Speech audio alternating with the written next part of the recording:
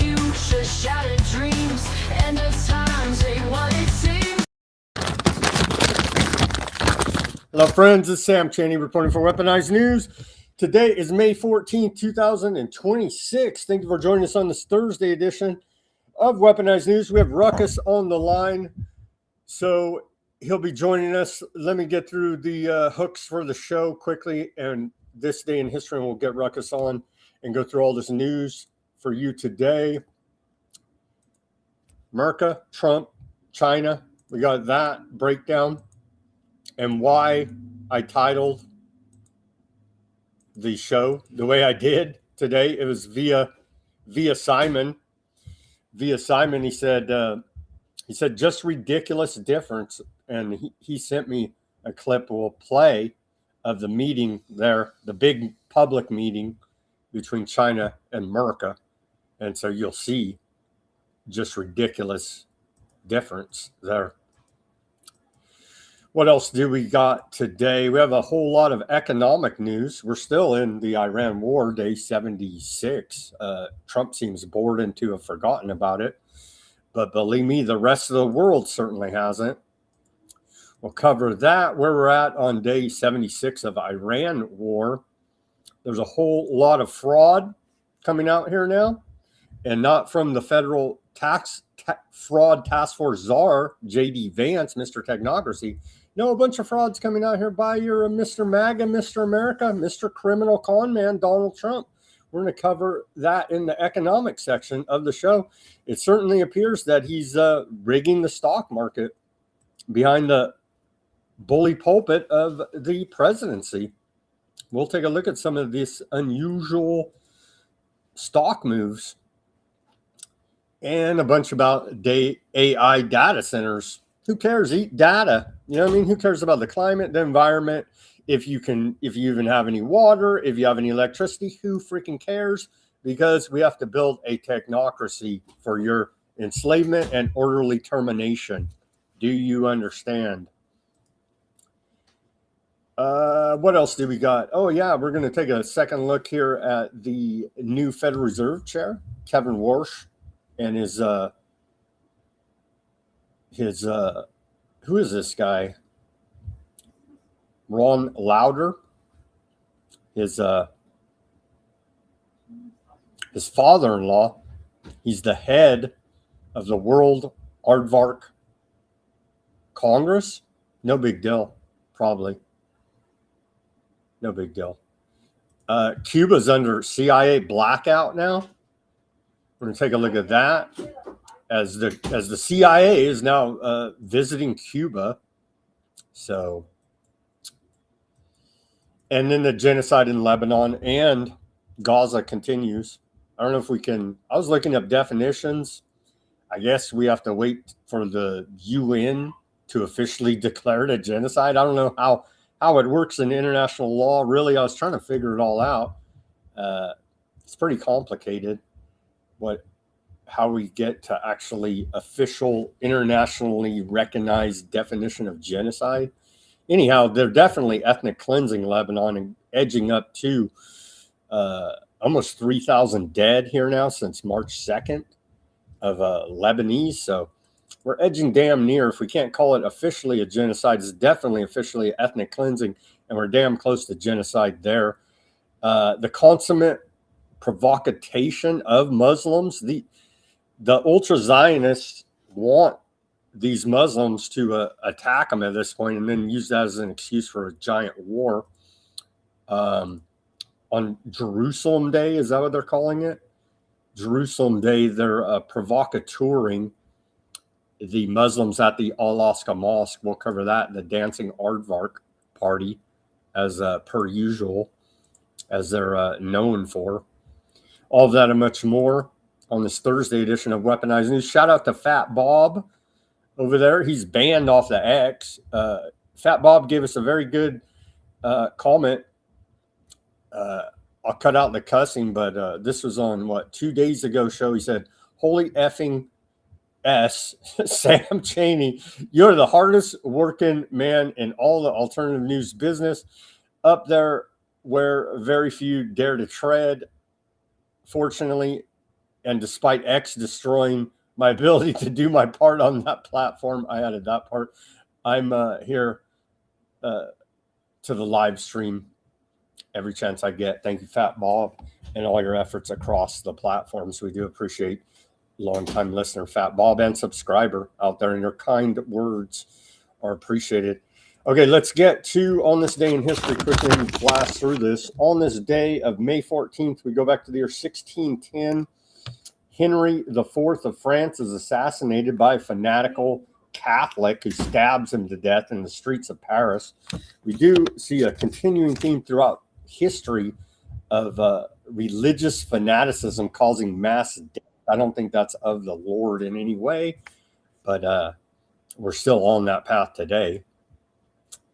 In the year 1643, on this day, Louis XIV becomes King of France at age 4 years old. And so imagine that, King of France, 4 years old on this day, 1643. 1767 on this day, British government disbands American import duty on tea. 1796 on this day, English country doctor Edward Jenner administers his revolutionary cowpox-based miracle for smallpox. And I can't even go any further than that. Take a hard look at that. On this day in 1884, anti-monopoly party forms in the U.S. Hey, maybe we need an anti-monopoly data center party here now. Seems like the way things are sorting out. On this day in 1940, Nazis bomb Rotterdam, killing an estimated between 600 and 900 people. Netherlands surrenders to Germany.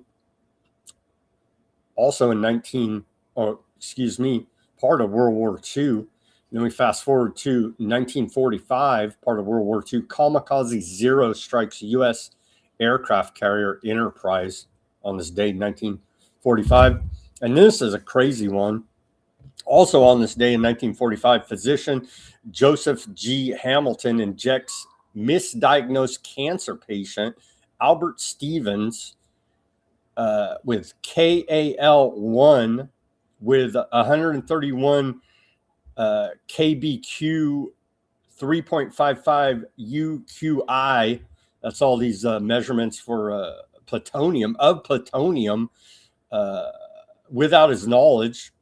Stevens lives another 20 years, surviving with the highest known accumulation of radiation dose any human has ever taken. So crazy stuff there.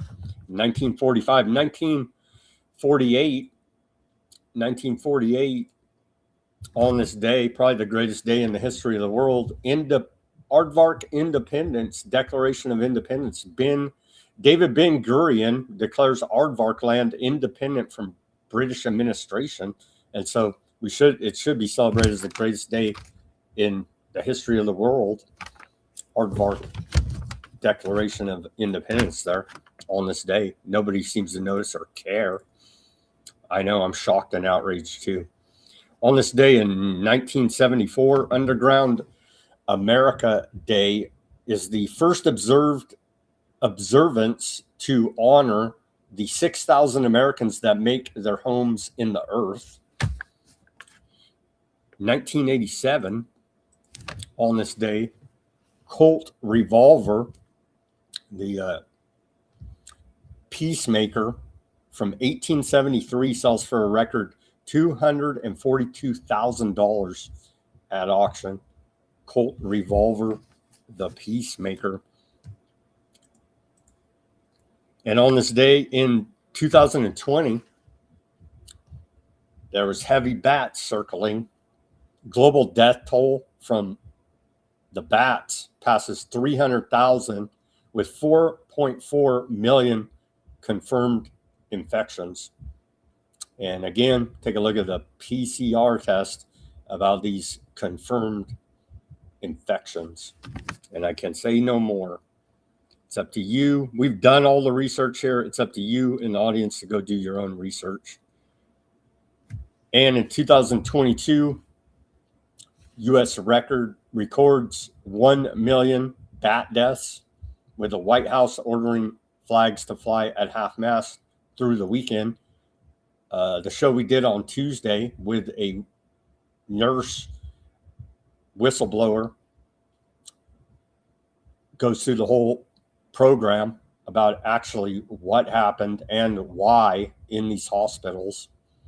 And so go take a look at Tuesday's show, and you can get the lowdown from an insider whistleblower telling you exactly why and how we came to this large bat death toll number here in America. All right. Where are we at? Our civil liberties history. On this day in our civil liberties history, the year 1951, the House Un-American Activities Committee on this day published a guide to subversive organizations and publications. It was one of several lists during the Cold War that named groups and or individuals who the agency or organization deemed subversive.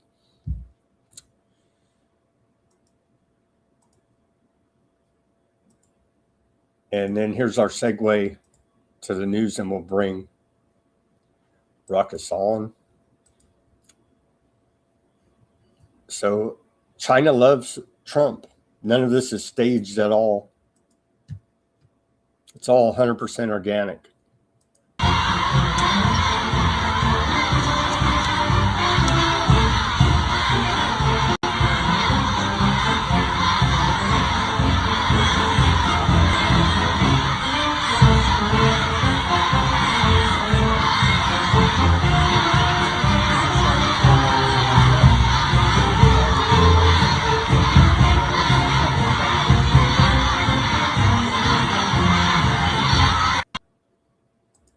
And then one more before we bring on Ruckus here.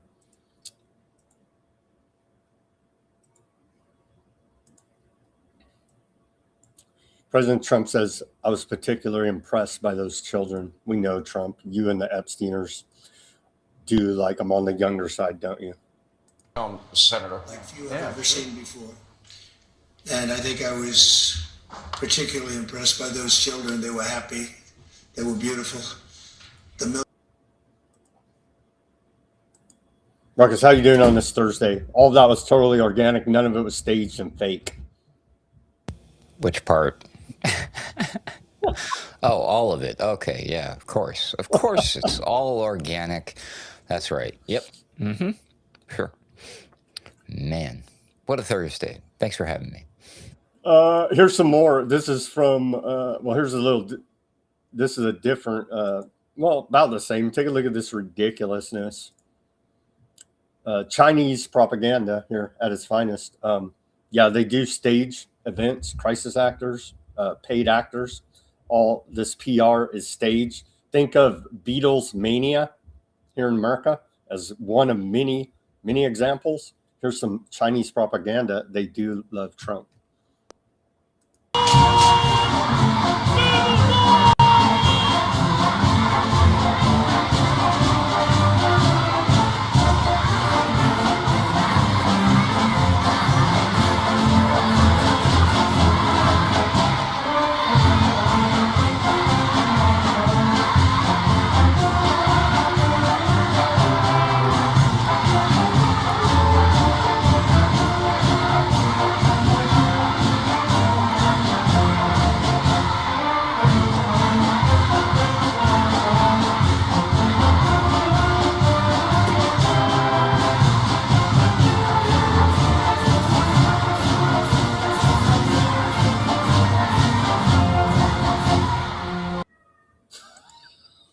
Which is ridiculous. This is the ridiculous. It gets more ridiculous. Ruckus, what do you think? All that China just loves Trump. It's really sad because the people here in America who love Trump have this idea that in China, what's probably most likely happening on that video, in case you didn't know, you can't see them because they're off camera. So there's a bunch of crazy communist soldiers holding those kids' parents hostage. And if a single one of them stops jumping and celebrating and pretending like they love Trump, they get mowed down with a machine gun. Yeah, no, anyways. Yeah, it's all, I mean, I don't know what the incentive is for the kids to jump up, but like, how many of them even know who or what Donald Trump is? I doubt very many of them, Sam. They were probably like, yay, we're Are just those fun. even kids? Are those not? How do we know Bunch they're of not candy. robots? How do we How do know we know those it's are? not yeah. We're not there. We don't know anything, so who knows, right? Here you go. Trump selling out America one more time. MAGA, you clowns. How are your talks, sir? It's great. Did you talk about Taiwan? Great place. Incredible. China's beautiful. 特朗普总统说谈得很好。How are your talks, sir? It's great. Did you talk about Taiwan? What the heck? That's posted by the White House, so I don't know what the. Why would you post this? It's just these. They look so just uncomfortable. Like it's just weird, creepy. Here's Trump at Yeah, that was like if Trump had like he's forced to say something. I guess that's what it sounds like. I don't know. That was very weird. Very weird. That was posted by the White House. I don't know why they would post that weird, uncomfortable short clip there, but they did. Many say Trump's not going to heaven. I think Trump has said it himself, actually. But here is Trump photographed with Xi Jinping in front of the Temple of Heaven there.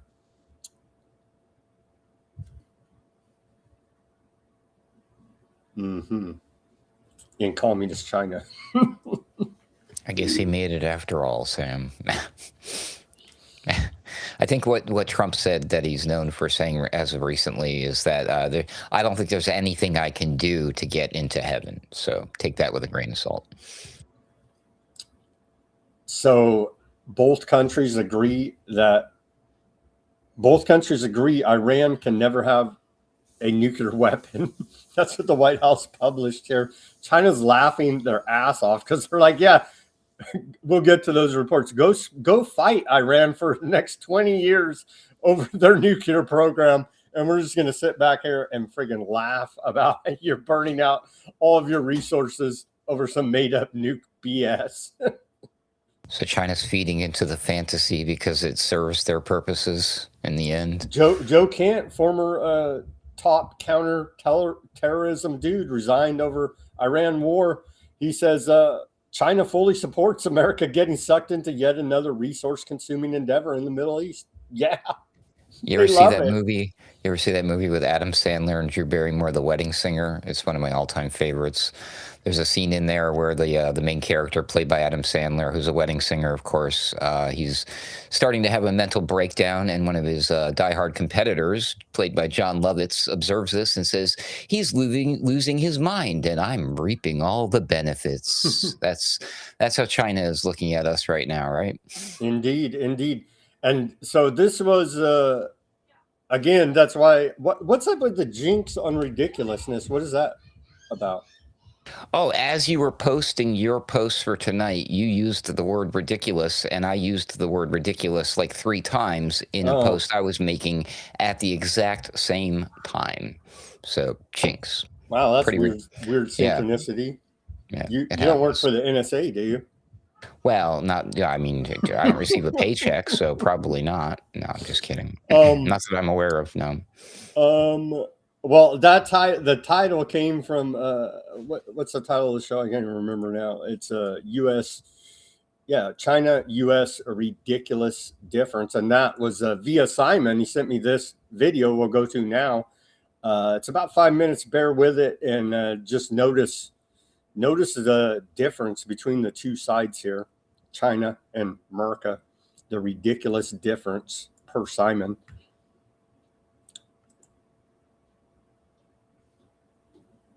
Ceremony, the meeting, the official meeting between the two sides now opens. 好，我们可以开始了。 Shall we begin?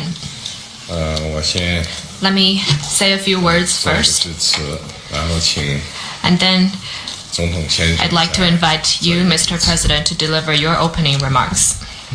尊敬的特朗普总统先生， President Trump, 很高兴啊， I'm very 同你 pleased 在北京 to 见面 meet you in Beijing. 这是你时隔9年。 Welcome back to China after 9 years. 我们的会面现在可以说是举世瞩目。 The whole world is watching our meeting. 当前百年变局加速。 Currently, transformation not seen in a century is accelerating across the globe, and the international situation is fluid and turbulent.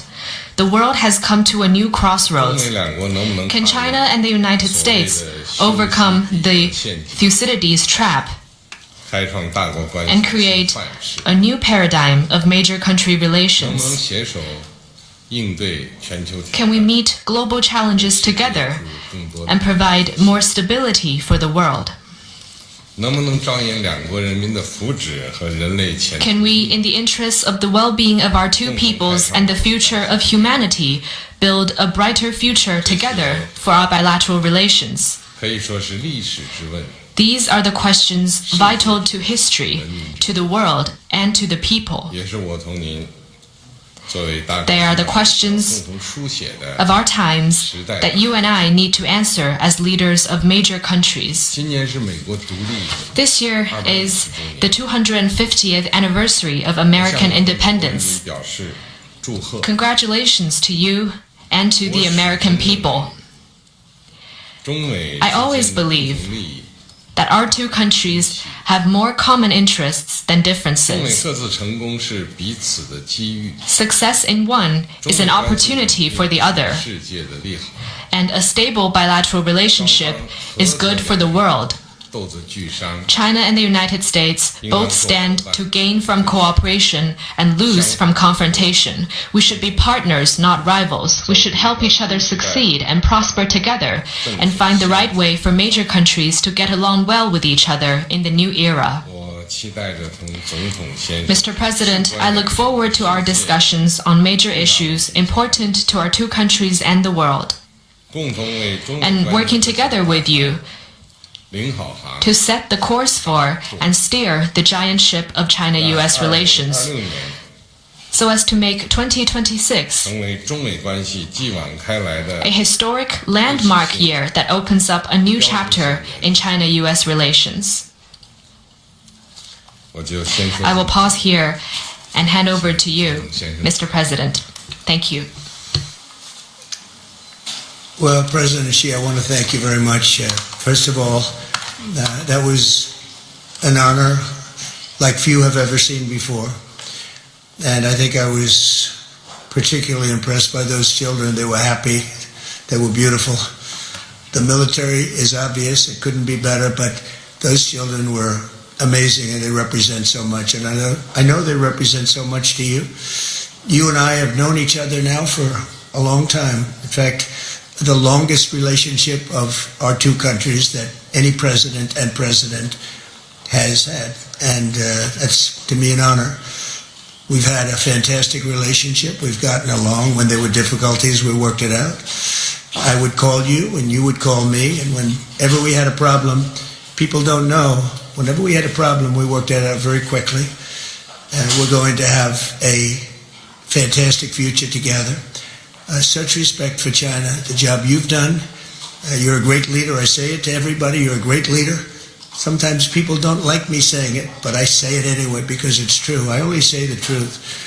And I just want to say on behalf of all of the great delegation that we have the greatest businessmen, the biggest, and I guess the best in the world. We have amazing people, and they're all with me. Every single one of them, we asked the top 30 in the world, every single one of them said yes. And I didn't want the second or the third in the company. I wanted only the top. And they're here today to pay respects to you and to China. And they look forward to trade and doing business. And it's going to be totally reciprocal on our behalf. So I really look very much forward to our discussion. It's a big discussion. There are those that say this is maybe the biggest summit ever. They can never remember anything like it. I can say in the United States, people aren't talking about anything else. But it's an honor to be with you. It's an honor to be your friend. And the relationship between China and the USA is going to be better than ever before. Thank you very much. Thank you.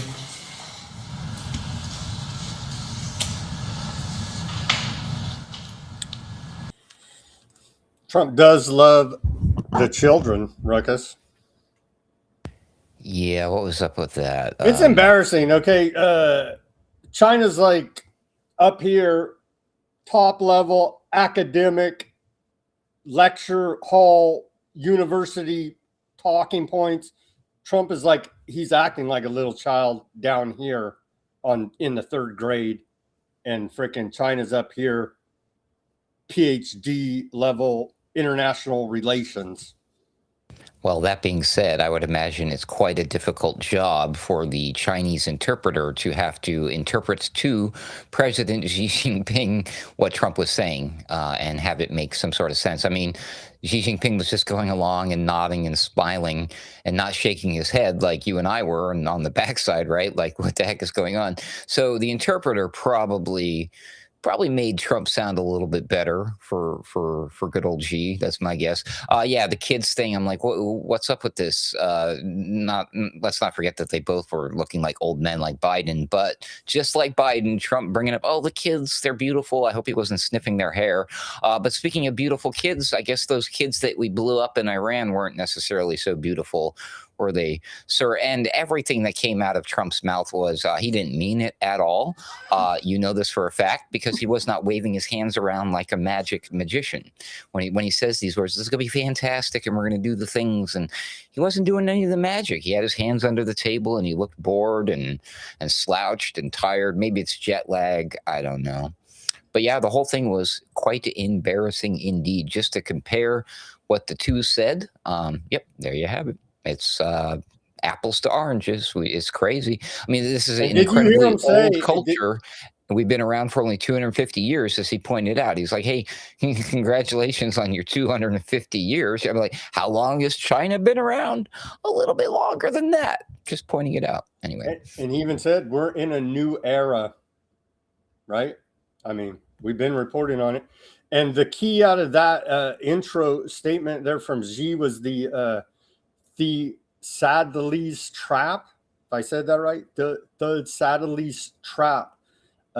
He said it directly to Trump's face. And let me go through a little breakdown. Who posted this on the X? Ket B, and I got this via Simon on his feed. Anyway, the problem, U.S.-China relations have been sliding toward what Xi calls the collision. The exact word used is the I can't even pronounce it. Thucydides trap framing.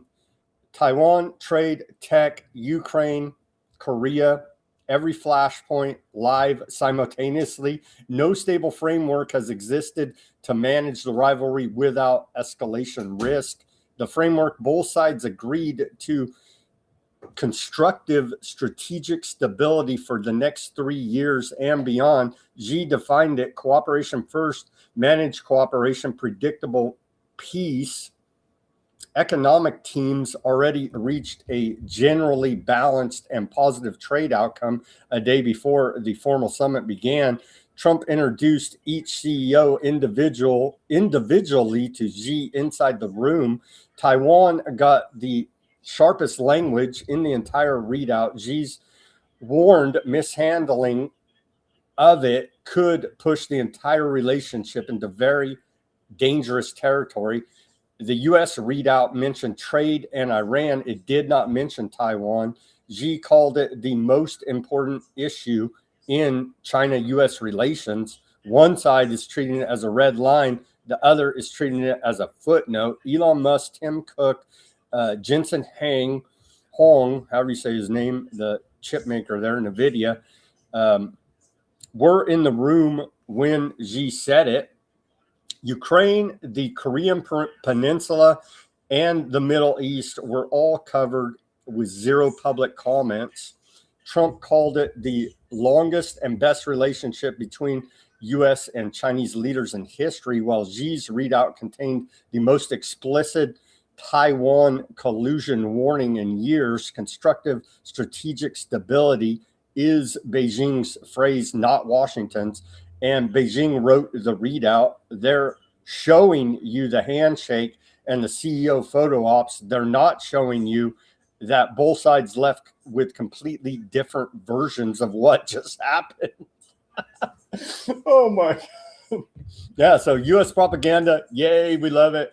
Not so much. Not so much on the Chinese side, sorry to say. They're just sitting there shaking their head. I can't believe this orange man is the president of America. It's like the fine print on all, you know, when you get all the terms of services and it's all this globalese and jargon you're not familiar with. That's what we got coming from the Chinese side. And America's like, yep, looks great.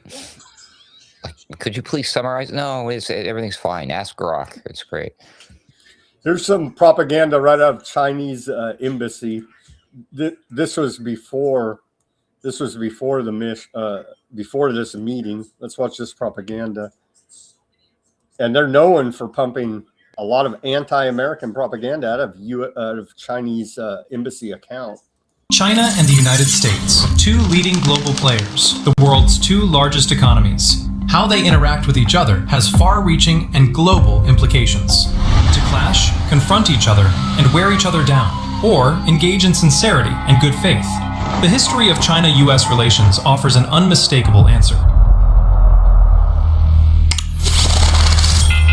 Surging through the flames of World War II, the American Flying Tigers undertook the perilous Hump Airlift and fought shoulder to shoulder with the Chinese people against fascism. In the years of frozen ties, ping-pong diplomacy, where the small ball moved the big globe, enabled a handshake that crossed the Pacific Ocean. In the years that followed, China-US exchanges and cooperation brought out their respective strengths and delivered win-win results. Together, they fought terrorism, tackled the financial crisis, and battled Ebola. Time and again, people have seen that when China and the US join hands, they generate positive energy for the world. Today, China-US trade matches the annual GDP of a mid-sized country. 80,000 US companies invest in China. 80% of Apple's core suppliers have plants in China. Tesla's Shanghai Gigafactory accounts for half of its global output. All this shows that China and the US helping each other succeed and prospering together is a tangible prospect within reach. It will serve both countries and benefit the world. More importantly, the Chinese and American peoples both want a life of peace and happiness. Their joys and sorrows are much the same. Their online chats and in-person interactions reflect how the world should be. Neither China nor the US can remodel each other, but they can choose how they want to engage. The right choice is to commit to the principle of mutual respect, to hold the line on peaceful coexistence, and to strive for the prospect of win-win cooperation. The Earth is too small for China and the US to turn against and confront each other, and the Pacific Ocean is vast enough for both to prosper in their own ways. China and the US must coexist peacefully on this planet for all time to come. A ready and open China is right here. It is now for the US to choose the right course. Ha ha ha ha ha ha. I can think of at least one of those two countries who is not going to do that, like, ever. And sad to say, it's my own country. We'll never choose the right course. No, I mean, it's like they're like, it goes everything that video said goes against the nature of the American empire, and it's just not going to happen, buddy. It's like, wow, talk about a pipe dream. I wish, trust me, I wish, but wow, not going to happen. China warns U.S. that mishandling Taiwan could trigger clashes and conflict. Yeah, and we don't even want to talk about it. Anything gets tense, Trump don't even want to talk about it because he's a little bitch. Sorry, MAGA, the biggest, best golden negotiator in the world. Bullshit. He just got punked by China in front of the whole world. But you're not going to hear that on Fox News. I wouldn't put it past the White House to take that video we just watched and respin it with new audio that shows China threatening to kick our ass or something. I wouldn't doubt it, man. So that's China. Yeah, our global fascist government there is all the big tech CEOs, the banks, they all went there. And so that shows you they're all working behind the scenes, no matter what they publicly show. Operation Lockstep, remember the bat times? They all work together. Hey, the White House told me that the bats came from China and caused all the major problems, and nobody even wants to talk about it today. I mean, it's a freaking joke because they're all working together. Operation Lockstep. Don't It forget always it. makes me nervous when that many like powerful people are all conglomerated in one place, because Almost like it's a terrible conspiracy. things could happen, and it just reminds you that they're clearly protected by God. It's almost like a global conspiracy against the rest of us, isn't it? Well, Now there's that. That's all the Chinese coverage. Maybe we have a little bit here and there, but I want to go back to this story, Ruckus. I saw this, and we don't cover Candace Owens, the Charlie Kirks, and all this internet drama, but she did drop this. I find it interesting. She said that this is the script Erica Kirk had at the White House the most recent assassination attempt against Trump. The correspondence dinner. Yeah, the correspondence dinner. Here's what Candace Owens said. As we reported on our show, approximately an hour following the White House correspondence shooting, the White House military office sent an email directing the amplification of Erica Kirk's "I Want to Go Home" video clip. Unfortunately, the email was sent to the wrong internal groups. They then attempted to have IT revoke the email. When that failed, they ordered every person to destroy the email. I have mutually retyped the relevant portion of the email that they wanted to destroy. As explained on my show yesterday, this is because the DoD's IT department has imprinted the email with canary tactics to identify individual leaks. So the question now is, why did the military so quickly prioritize making Erica Kirk the face of the White House Correspondents' Dinner shooting? Is that normal emergency protocol, or was this unnaturally pre-planned? And here's the alleged email. Addendum, Erica Kirk video clip of Erica Kirk leaving the ballroom area and stating, "I just want to go home," is driving the heaviest engagement of all incident-related content across platforms. Current digital assessment, strongest emotional response asset associated with incident, high cross ideological circulation, elevated repost velocity among political commentary accounts, increasing use as symbolic framing device regarding media conduct and national stability narratives. Recommendation: all communications channels should amplify this clip, coordinate with our digital partners and approved surrogates to elevate reach and ensure dominant placement in the overnight information environment. Most viral engagement presently centered around attendee reaction clip, now circulating broadly across platforms.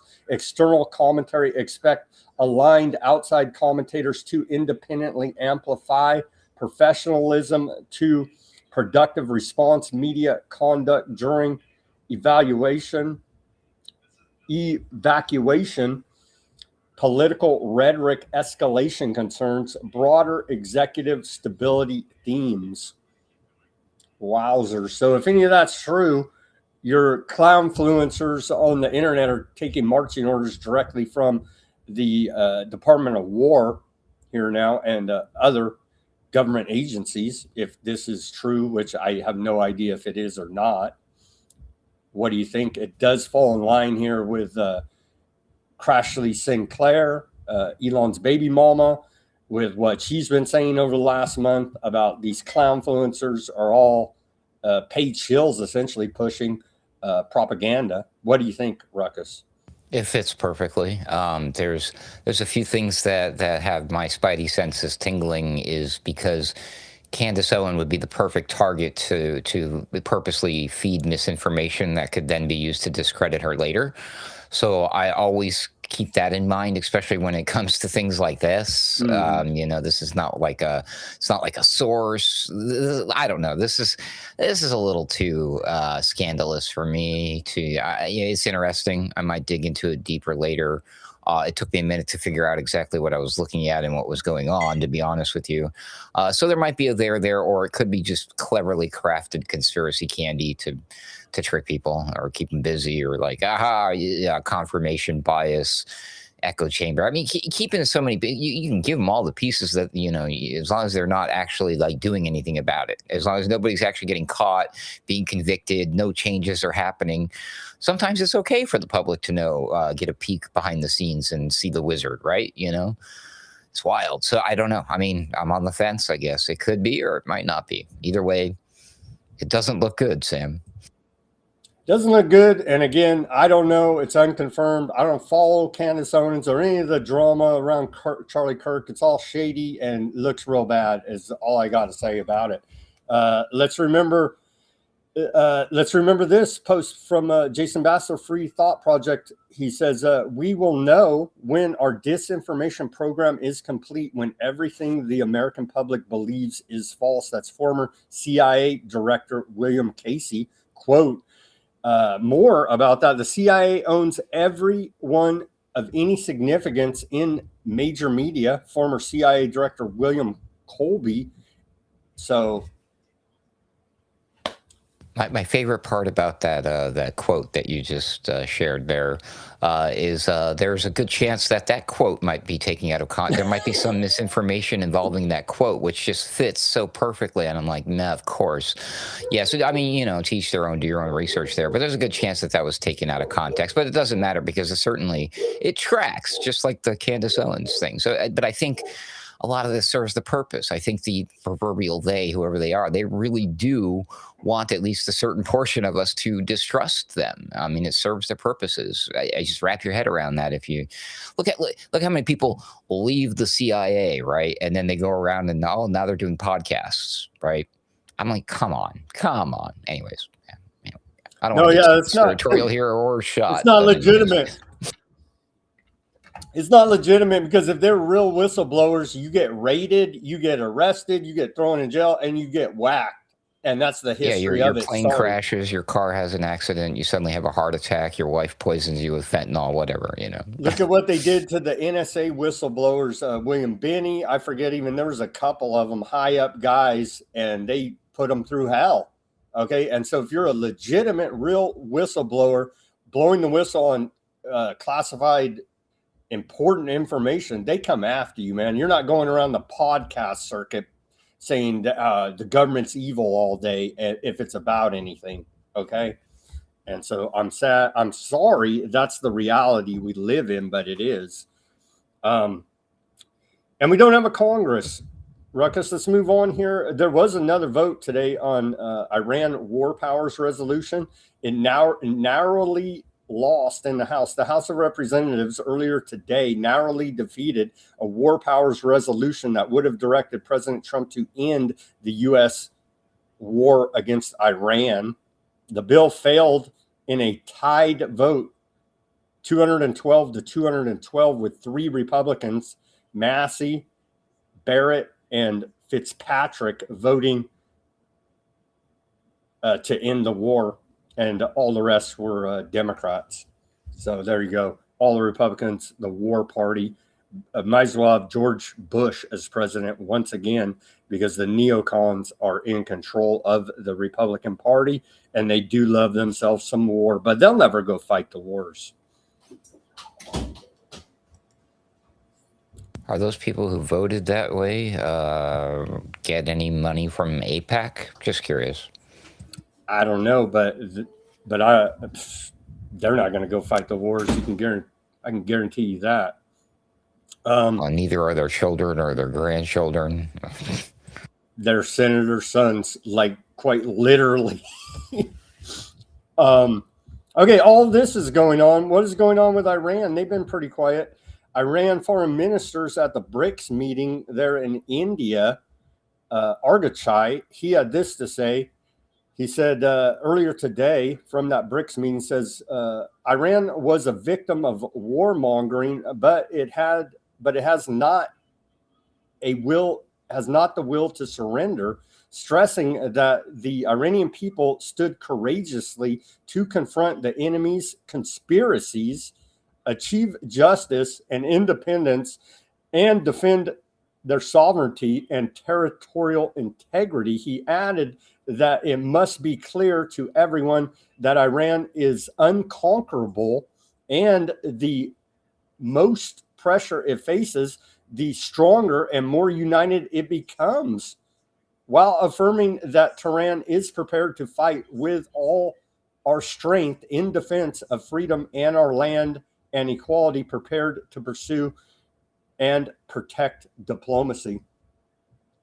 So all these guys sound like very academic, on top of their game, and then you're Trump. I like the kids. You know what I mean? It's like we're in two different worlds, and dumbed down America seems to love the Trump "I like kids" line, when these guys are like PhD level diplomats spitting out all of the academic language on the same plane. And then here's Trump embarrassing us with his fake orange can and a squirrel on his head, talking about kids. Like, what's going on here, Ruckus? Or yelling at everybody like they are kids. Like, Iran better shape up, better clean up its room, or they're going to get grounded. Or they're going to get bombed. They love being bombed. We've heard many times from our government that the Iranian people love being bombed. Wouldn't you? I mean, aren't you just a little bit jealous by now? I mean, we hear how many times people around the world love having bombs dropped on their heads. I wish that would happen to us, but alas, we're not that lucky. It may before you know it. I don't want that. It's terrible. I don't know. Russia said they're fixing to fit the Reznik hypersonic missile with nuclear warhead. So I don't know, bro. That's pretty damn strong threat from Putin that he said a couple days ago. So I don't know if any of this shit's even real, but hey, it's if it is, forget about it, because there is no defense against a hypersonic missile. That's what they said about, fill in the blank. And it's just very useful, isn't it? I mean, does it really have to have that destructive power, or does everybody just have to believe that it does? What's the difference? Effectively none. Like, do you want to find out? Right? Yeah. You're like, I don't want to find out if it's real or not, right? F around and find out. We have one like brief clip publicly available of Russia's hypersonic missile hitting Ukraine allegedly, and it's just like some blurry video, and you could barely see it in the background. A giant flash of light. It could have been anything. Who freaking knows? You know what I mean? But they say this proves right here that the hypersonic Reznik Russian missile's unstoppable. So you guys better watch your butt. And then EU, NATO says, well, we need $1 quadrillion to fight this. And doesn't it feel like they're all in the back room just laughing their asses off? Right, because meanwhile they have like space-based weapons and directed energy weapons, the rod of God, the rod of God, lasers freaking mounted to the back of dolphins, and it just goes on and on and on. CENTCOM chief says U.S. cannot verify that's what kicked off the Iran war here, that ritualistic blood sacrifice. They can't verify attacking the Iranian schools and hospitals here now. You can't verify that those are intended targets. The Iranian Red Cross Society, the country's primary humanitarian relief organization, reported that at least 763 Iranian schools and 316 healthcare facilities were damaged or destroyed by U.S. aardvark land bombing campaign at the beginning of this war. Wow. Echoes of Gaza, Sam. They want a Gaza Iran, but Iran is pushing back. Iran's schools and hospitals in ruins. Here's the failing New York Times. They did a big report about it. And you could see right here. Yeah, they targeted all these schools. And so we know that's where the terrorists are, at these schools. They blew up their universities, their primary schools, their kindergarten schools. And it just goes on and on and on and on there. This is a much studied, well-known, and well-respected. They're like, man, this is the best military tactic in the world. You can find this in every history book, military tactic. They're all like, yes, this is what you do. This is the way we do war. You target schools, hospitals, doctors, kids. That's the... No, no, no, no. This is not what we do. This is a fairly new thing, and this is a very, very aardvark thing to do. And I'm shocked, disappointed, disgusted. I don't even know the word for it. The fact that we, the United States of America, would partake in such maneuvering is just, I'm flabbergasted. I cannot believe this is happening. And it feels like there's literally nothing I can do to have it stop going on my behalf and on my tax dollar, you know, on my money, on my dime. It's crazy. This is not what the good guys do. Here's that ritualistic sacrifice that kicked it off in Minab. And we played the video of the army lady that said, yeah, they know exactly what they have, targeted missile systems. They know exactly what they were hitting and why this was no mistake. And so you can see here on this little map, systematic targeting of healthcare facilities, schools, and universities in Iran. Straight up war crimes. Straight up war crimes across the board. But hey, Iran can't get a nuke. Let's hear now from U.S. Central Command post earlier today. They said this testimony on the posture of United States Central Command. United States Central Command was created in direct response to the threats posed by the Islamic Republic of Iran, and I am the 16th CENTCOM commander to deal with the Iranian problem set. For 47 years, the Iranian regime has terrorized the region and made hostility to the United States a core tenet of its rule. Brad Cooper. Let's hear from. First, I heard I guess we've been at war with Iran for 47 freaking years. Let's hear from Brad Cooper, head of U.S. Central Command. U.S. Central Command was created in direct response to the threats posed by the Islamic Republic of Iran, and I am the 16th. These guys are just making up shit at this point, and look at his stupid medals. CENTCOM commander to deal with the Iranian problem set. For 47 years, the Iranian regime has terrorized the region and made hostility to the United States a core tenet of its rule. Their hostile, lethal track record against the United States is well documented, but I don't know that it is always well understood. Here's a data point. In just the last 30 months prior to the commencement of Epic Fury, Iranian-supported terror groups have attacked U.S. troops and diplomats more than 350 times, the equivalent of attack more than every third day, killing 4 U.S. service members and wounding nearly 200 more. After more than 2 years of Iranian attempts to leverage October 7th of 2023 to tear the region apart, at the direction of the President, United States Central Command initiated Operation Epic Fury. In less than 40 days, CENTCOM forces achieved our military objectives.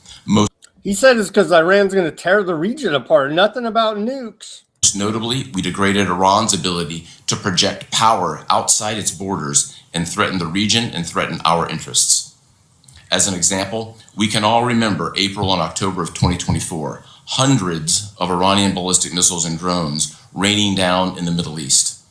Today, Iran can no longer attack with that mass and scale. And further, with 90% of its defense industrial base destroyed, Iran won't be able to reconstitute those weapons for years. Leaked intel published by the Washington Compost contradicts everything they're saying. So I don't know.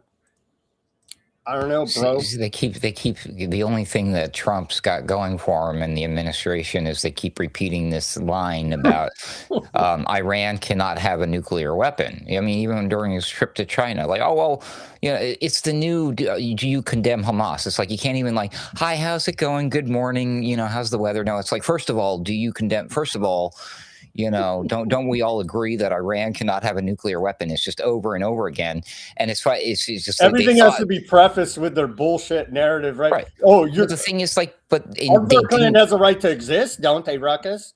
Yeah, exactly. But they didn't stop on this one because that worked so well for them. And also the 6 feet and wear a mask and all that. They didn't stop to think, oh, we might actually have to justify what we're saying. The Venezuela thing is a perfect example. Everyone let them get away with that. But this one is getting quite a lot of pushback around the world, right? So they're like, wow, we might have gone a little too far here. So now they've got to spend the time to actually, well, here's why Iran can't have a nuclear weapon. So now they're laying down this story. But again, it just completely falls apart when you look at the history of it, and what exactly Iran is being aggressive against is against our aggressiveness against them in that region.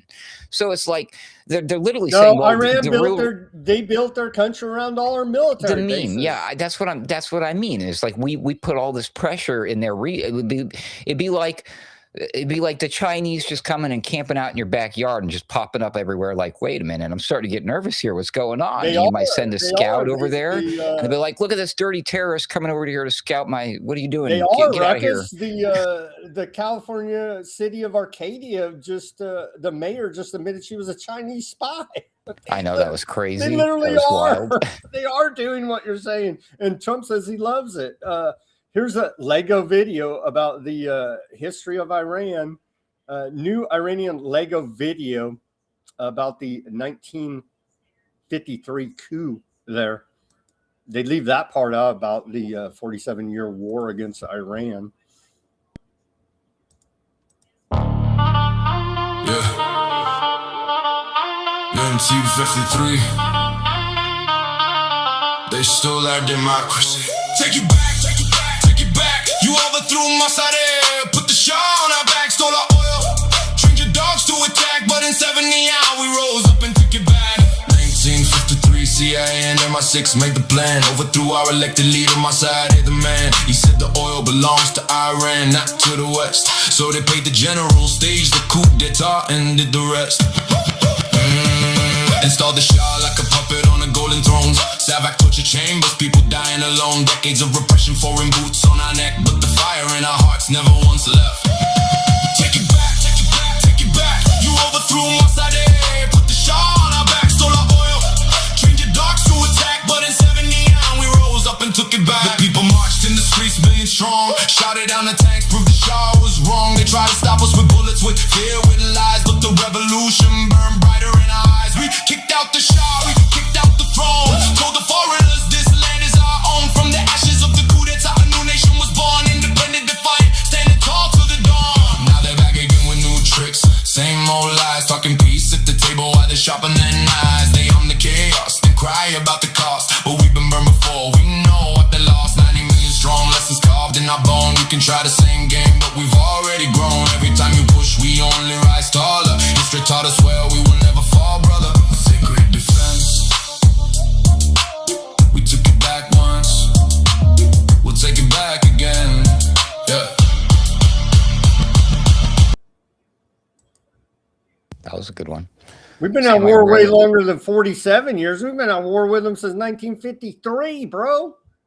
Bro, they did this goes way back, bro. Don't you know they kidnapped Charles Lindbergh's baby? They sank the Titanic. Oh, I saw a top aardvark is floating. I got you.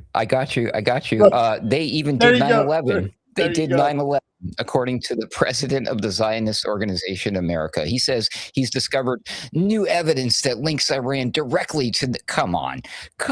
This is getting so silly. By the way, I don't normally address people in the chat if they're a troll, but I'm gonna point out something real quick. I know you're brand new here and you have no idea. This is not a left-wing nut job kind of show. We're not left-wing or right-wing. We're not for either side. I personally, I'm not speaking for Sam, but I know he agrees with me. I dislike Trump just as much as I dislike Biden. I dislike corruption. I dislike crime. I dislike what this country has become under many administrations, left and right. I'm in the middle. I'm a constitutionalist. And also, I don't support Israel or the genocide or the killing of innocent people. And check this out. I'm a Christian. Whoa. So there you go. Welcome to the show. Stick around. You might learn something. You just said a whole bunch of hate there. I know. Yeah. This show, if you're new to it, throws people for a loop and triggers them for some reason. Yeah, we're not left wingers here. We're trying to abide by the new counterterrorism guidance from the federal government so they don't call us domestic terrorists here now. So I live in Texas and I own guns. Yeehaw. Yeehaw. Wow, John Bolton here. Mustache Man is back. John Bolton, let's hear his comments on this whole situation. We kind of missed John Bolton. Remember Trump administration indicted him? I miss his mustache, Sam. I don't know if I miss Bolton that much, but definitely the mustache. Everybody's favorite neocon, John Bolton, here now. Let's jump over to his next trip. He's going to China. We just today learned that it's actually a great leader, Xi Jinping, and he is well respected. And so there's no new bromance, or what is happening? Well, Trump sees international relations as embodied in the relations of heads of state. So if he's friends with Xi Jinping, he thinks that the U.S.-China state-to-state relations are in great shape. He calls Xi king. He said at the Osaka G20 meeting when they were having a bilateral, you're the greatest leader of China since Mao Zedong, which caught everybody a little bit by surprise. But then he said, in fact, you're the greatest leader in Chinese history. That's how things go. He thinks he's friends with Xi Jinping and with Vladimir Putin. And I will guarantee you, that's not how they see Trump. I think they both see him as an easy mark. And they laughed. Did you hear that? John Bolton saying that this is not good. I mean, we're laughing about it now, but when you sit down, if you understand the way geopolitics, this is some serious business. This is not good that we look this way in the eyes of other world leaders. But what do I know? More from Joe Kant. He said the war in Iran has settled into an unsustainable cycle of brief military action, then a return to a costly ceasefire, followed by rumors of a deal that never seems to materialize. This has left most Americans wondering how we can get out of this war before things get worse. This week, he says, I wrote about how we can break this cycle and get out of the war. And he was saying we should have never gotten this war in the first place because Iran is not an imminent threat to the United States, as we continue to report here now at Weaponized News. And the State Department says we're in it to defend aardvark land and our own self-interest in the region. So there you go. Let's take our live commercial break here now at the top of the hour. Everybody go to weaponizednews.com/shop. Get yourself a holograph sticker over there. We got holograph stickers, white background stickers, and clear stickers. We got coffee mugs, t-shirts, baseball caps. Go take a look. The link's in the description below this video, weaponizednews.com/shop. We take donations as well. Buy me a coffee, Bitcoin wallet address, and Cash App links all in the description below this video. On the front page of weaponizednews.com, you can see a secure PayPal link there for donations. Become a subscriber, Weaponized News Substack channel. There, everything's free. You get the full show over there, a summary version. You can read through and see if you feel like watching the whole show. If it's going to be of interest to you and add value to your life, which is what we're trying to do here with the information we're providing, is add more value for you to make important decisions as things are escalating here at a rapid pace. Some would say at warp speed. So become a paid subscriber at Weaponized News Substack, another way to help support the program. All the links are in the description below this video. Any which way you choose to support us is truly appreciated. Thank you to all the subscribers, patrons of the store, and give us that like, share, subscribe, push that notification button. All of that is free. Go ahead and plug away, Ruckus.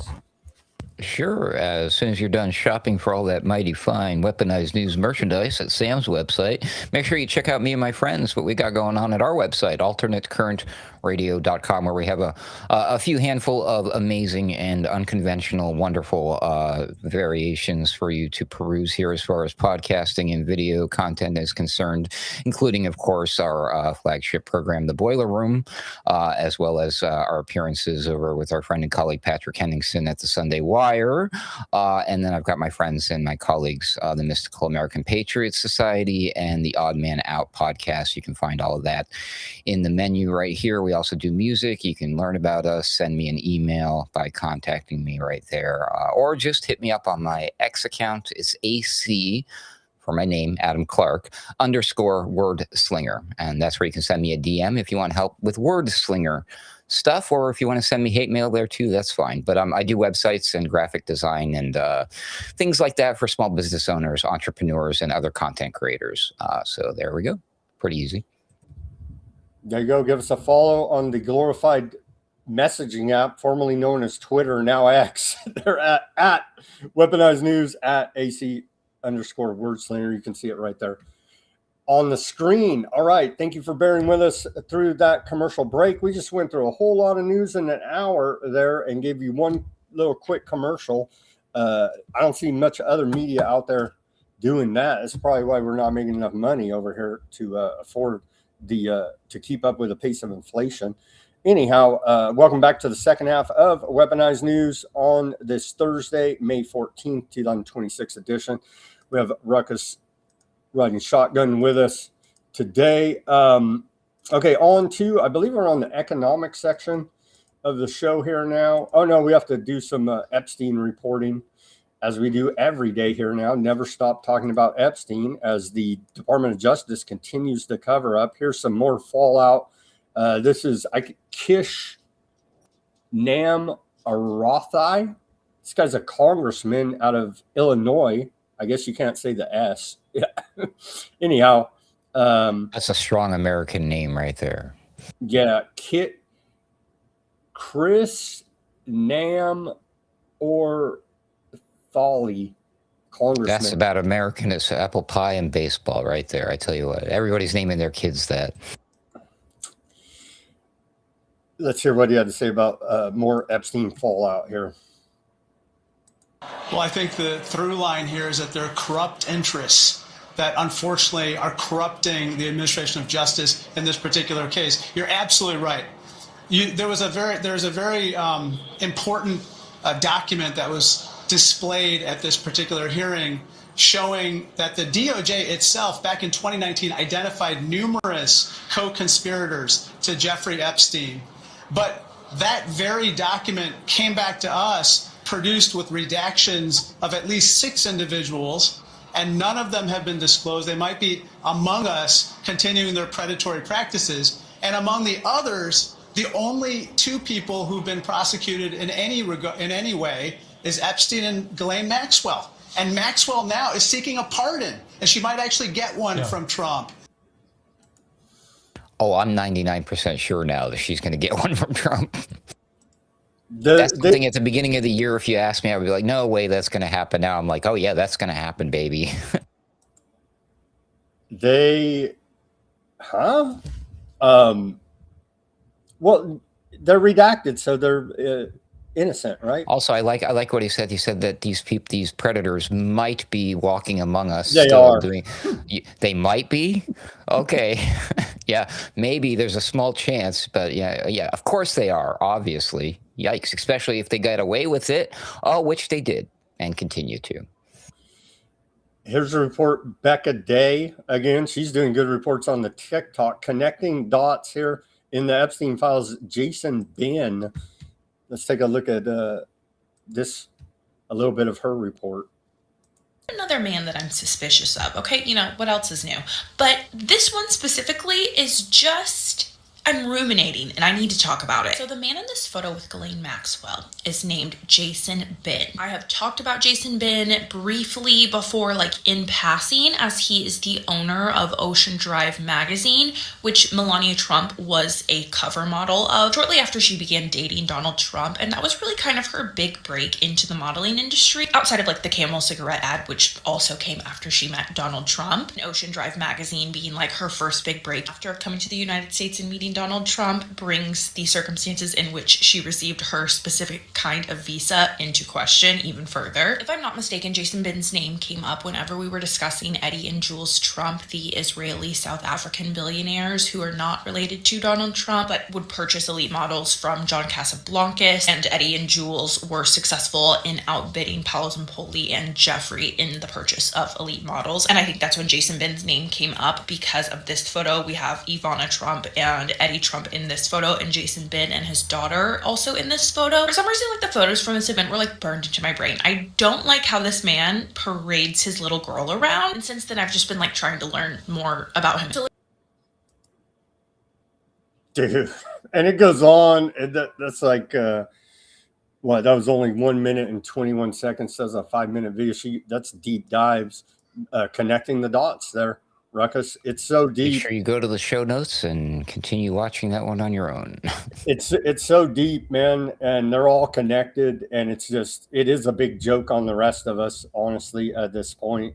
Here's ZBS News report about did you say ZBS? ZBS, formerly known as CBS, but now ZBS, with Barry Weiss leading up the news department.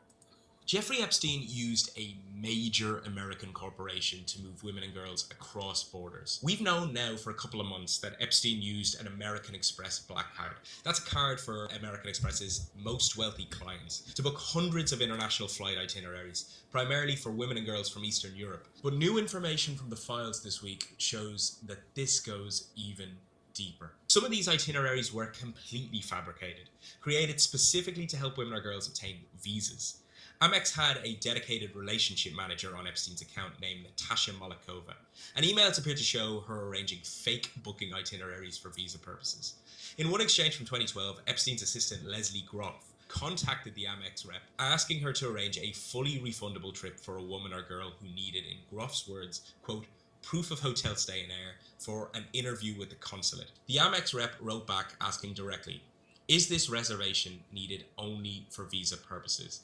It's against Amex policy. Malakova then offered a workaround anyway, saying she could hold a reservation for a hotel and accommodation until that evening. After the consulate appointment had taken place, Groff wrote back and told her to go ahead and cancel the trip. She signed off to Malakova with, "You've been great." Epstein's assistant Leslie Groff appears to have been central in coordinating all of these bookings, working directly with Amex's elite travel team, including Malakova. It's worth noting Groff has not been criminally charged. Her attorneys also say that she has no knowledge of any criminal activity related to Epstein. We've asked Amex whether their relationship manager Malakova raised red flags internally at the time, and whether she still works for American Express. For its part, earlier this year, Amex told us that it strongly condemns human trafficking, that it terminated Epstein's account after his 2019 arrest, and that it regrets having him as a customer. But what this ultimately shows us is how Epstein used his extraordinary wealth and the access that came with it to move young women and girls across the world through an iconic American company. And American Express, it's everywhere you want to be, right?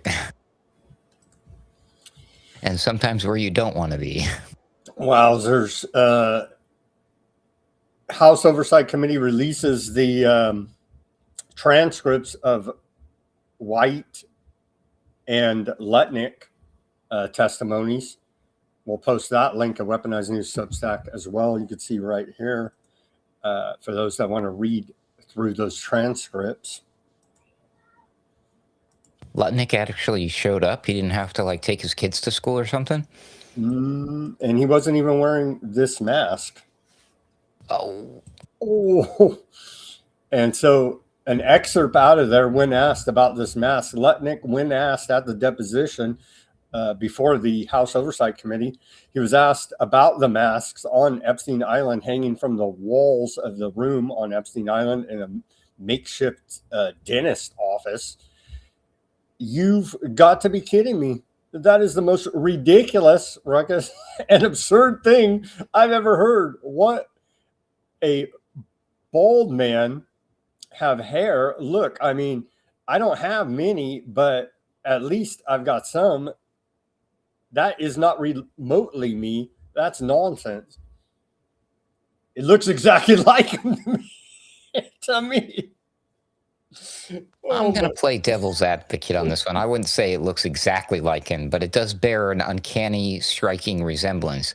Now, here's where it gets fun, because I bet you anything until this became a viral thing. I bet you if you were to like enter that mask in like some sort of Google image comparison search, you might get like a lot of different responses. But now everything is so flooded that the AI models in the search would probably, they would say this is a 98% match just because it's scraping the web and everyone's connecting that mask to his face. So the AI would be like, well, the humans think this looks like this guy, and what we get trained by the humans. So I bet you anything, if you were to do a comparison search, it's going to say, yep, that's like a 98% match to this guy, which is not helping. And that doesn't prove anything, obviously. But it's funny he used the word ridiculous. Talk about synchronicity right there. That's wild. Anyways, I don't know. I wasn't there, but that's a bit of a stretch. I think there's more important. There's real things to inquire about rather than, hey, why does this mask look like you on the wall? Because it could look like 100 million people on the planet. He's never going to admit to being an MK Ultra controller abuser. He's never going to admit to that. We're never going to see those files. I don't know if that's in our story later, but anyway. Let's move on to, that's all the Epstein reporting we got for today. I have much more, but due to the interest of time, we have to move on. Let's move on to the... Dude, you could do a show every day just going through the newest stuff related to the Epstein crap. In fact, you could do that with all of this crap. You can't do that with the Fort Knox audit because it didn't happen. You can't do that with all the money that you saved through Doge because that didn't happen. Well, anyways, you know the drill. Here's, I think we played this yesterday, but again, they're very worried about security now at their data centers as we're on the data center section. Here's BlackRock CEO Larry Finkelstein saying that he's concerned that someone could attack a data center with a cheap drone here now. I don't know why anybody would want to do that. Don't do that.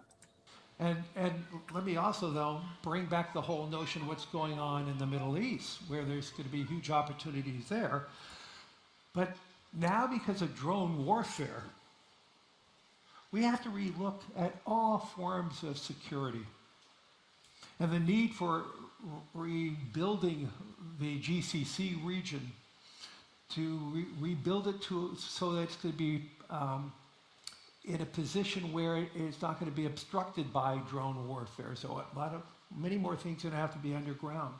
But even here in the United States, if we're going to be building, let's say, these 1 gigawatt data centers, how do we make sure we're not protecting those $50 billion, $75 billion investments? We have to relook at everything because of the role of drone warfare. Right now, we're looking at it internationally, but one of my concerns is, could it be a domestic terrorism using a $3,000 drone? So all of these things are actually opportunities, not problems. It's going to require, as we said, trillions of dollars of capital. Governments cannot build these out alone. They don't have the wherewithal. And two, their deficits are starting mounting. And we spend too little time talking about the U.S. deficits and other countries' deficits. So this is going to all... In the background, this is on the back of what we've been reporting.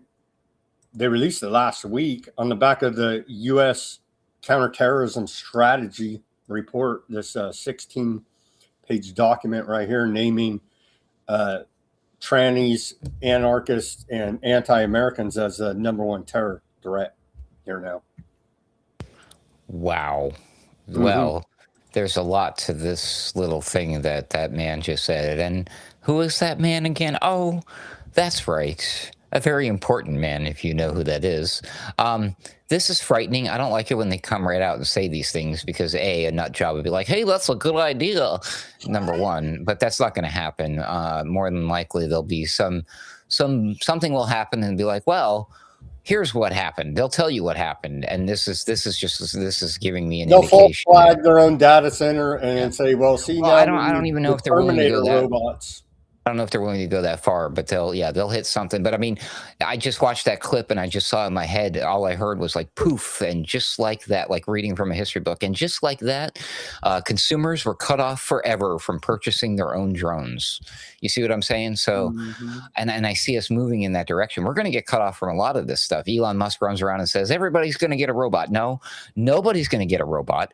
They're going to get the robots, and the robots are going to be used to protect their precious data centers. Okay, like the good little robot dogs with the machine guns attached to it, and they're worried about drones. They're going to have the drones flying overhead, surveilling and all that stuff. Yeah, but we're not going to be allowed to have drones. We're not going to be allowed to have robots. We're probably not going to be allowed to use the AI. Maybe we'll get some sort of cheap version of it. But this is all getting militarized. It's all becoming a national security thing. These data centers will probably, in the near future, be the most protected, hardened places on Earth. Probably even more protected than Trump's precious ballroom or his big, beautiful reflecting pool, whatever the hell that's for.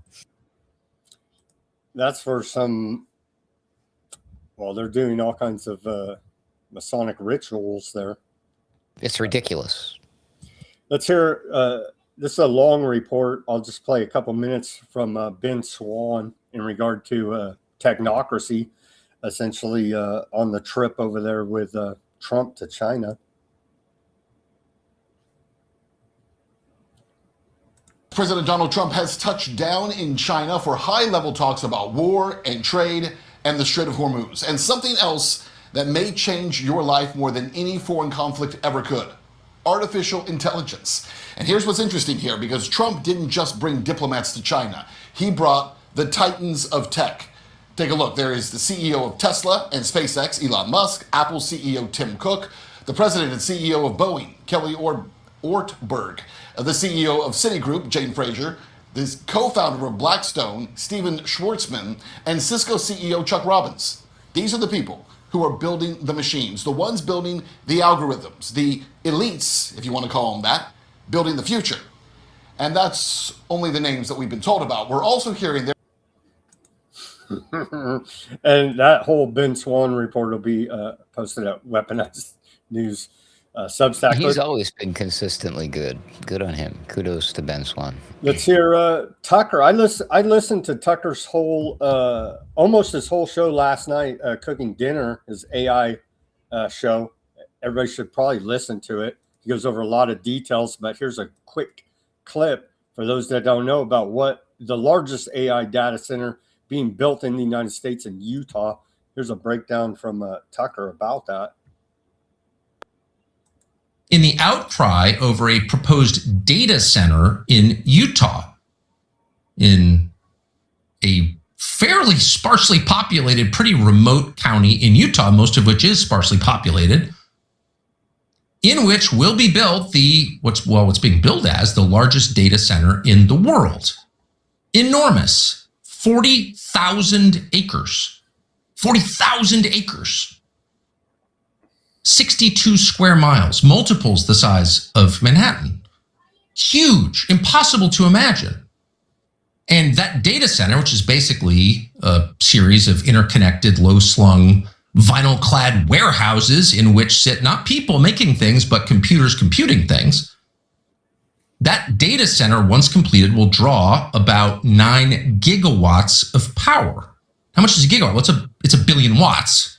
It's one step from a terawatt, which is a trillion watts. 9 gigawatts. Now, how much is 9 gigawatts?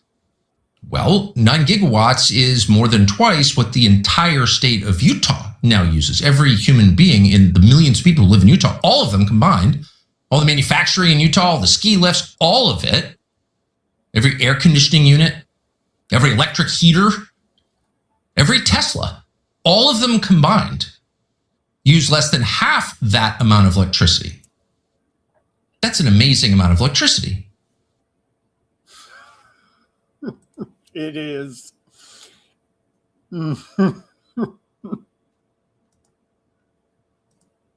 Every time I hear gigawatts, I can't help but think of Back to the Future.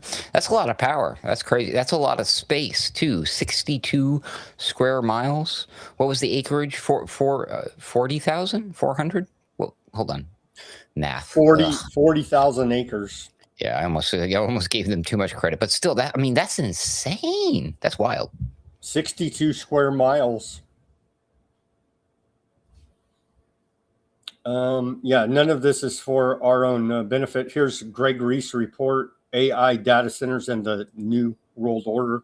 And we heard Xi Jinping say to Trump's face, we're in a new era and we're in a new world order, as we continue to report here at Weaponized News for the last 3 years now.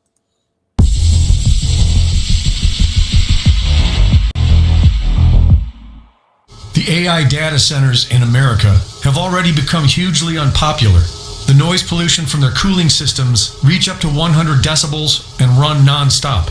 They are drawing down aquifers in areas that are already in short supply, turning the water brown and tainting it with a disinfectant smell. And there is no benefit to the local community. A U.S. Chamber of Commerce report found that each data center provides about 157 jobs. Because of all this, developers have been using non-disclosure agreements with local officials, and projects are announced only weeks before voting for approval. There are now nearly 200 active opposition groups across the United States, and it's growing fast.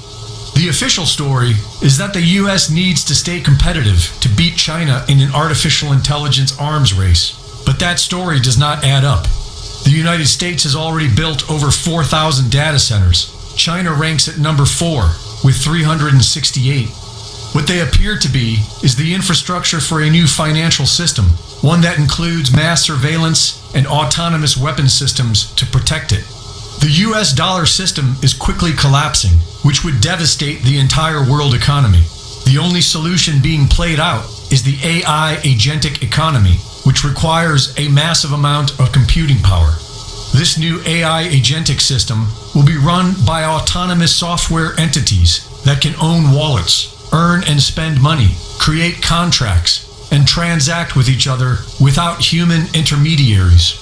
This addresses the debt problem by growing the economy faster than the debt accumulates. Like the petrodollar, it extends US dollar hegemony without fixing its core issue, the debt. The Bank for International Settlements is the bank for central banks. It is immune from any national law, and its employees have diplomatic immunity.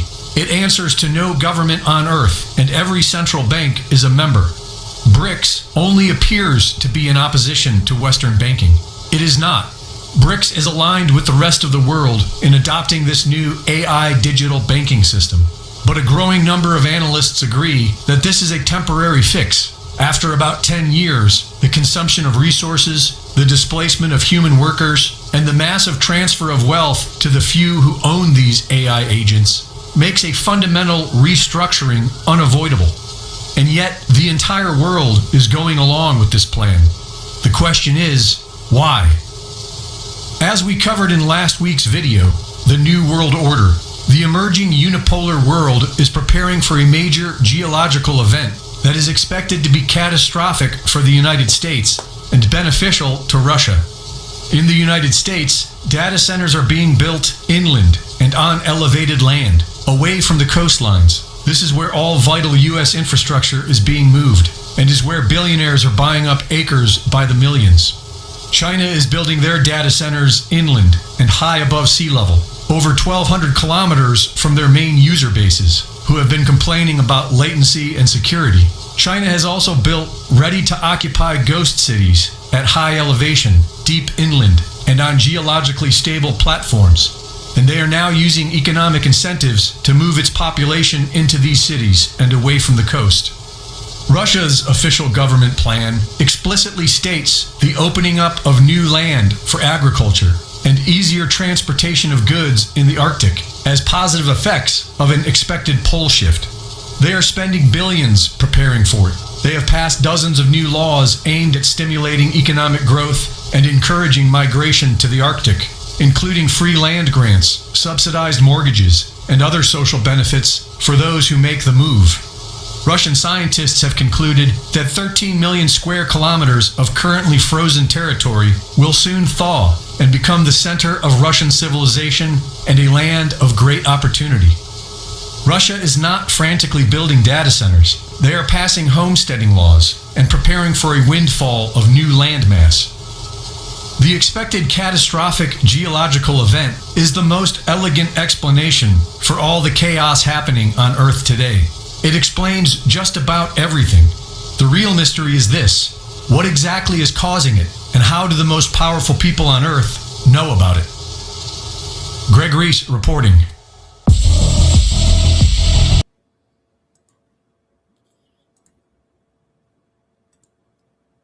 This is getting out of hand. This is wild.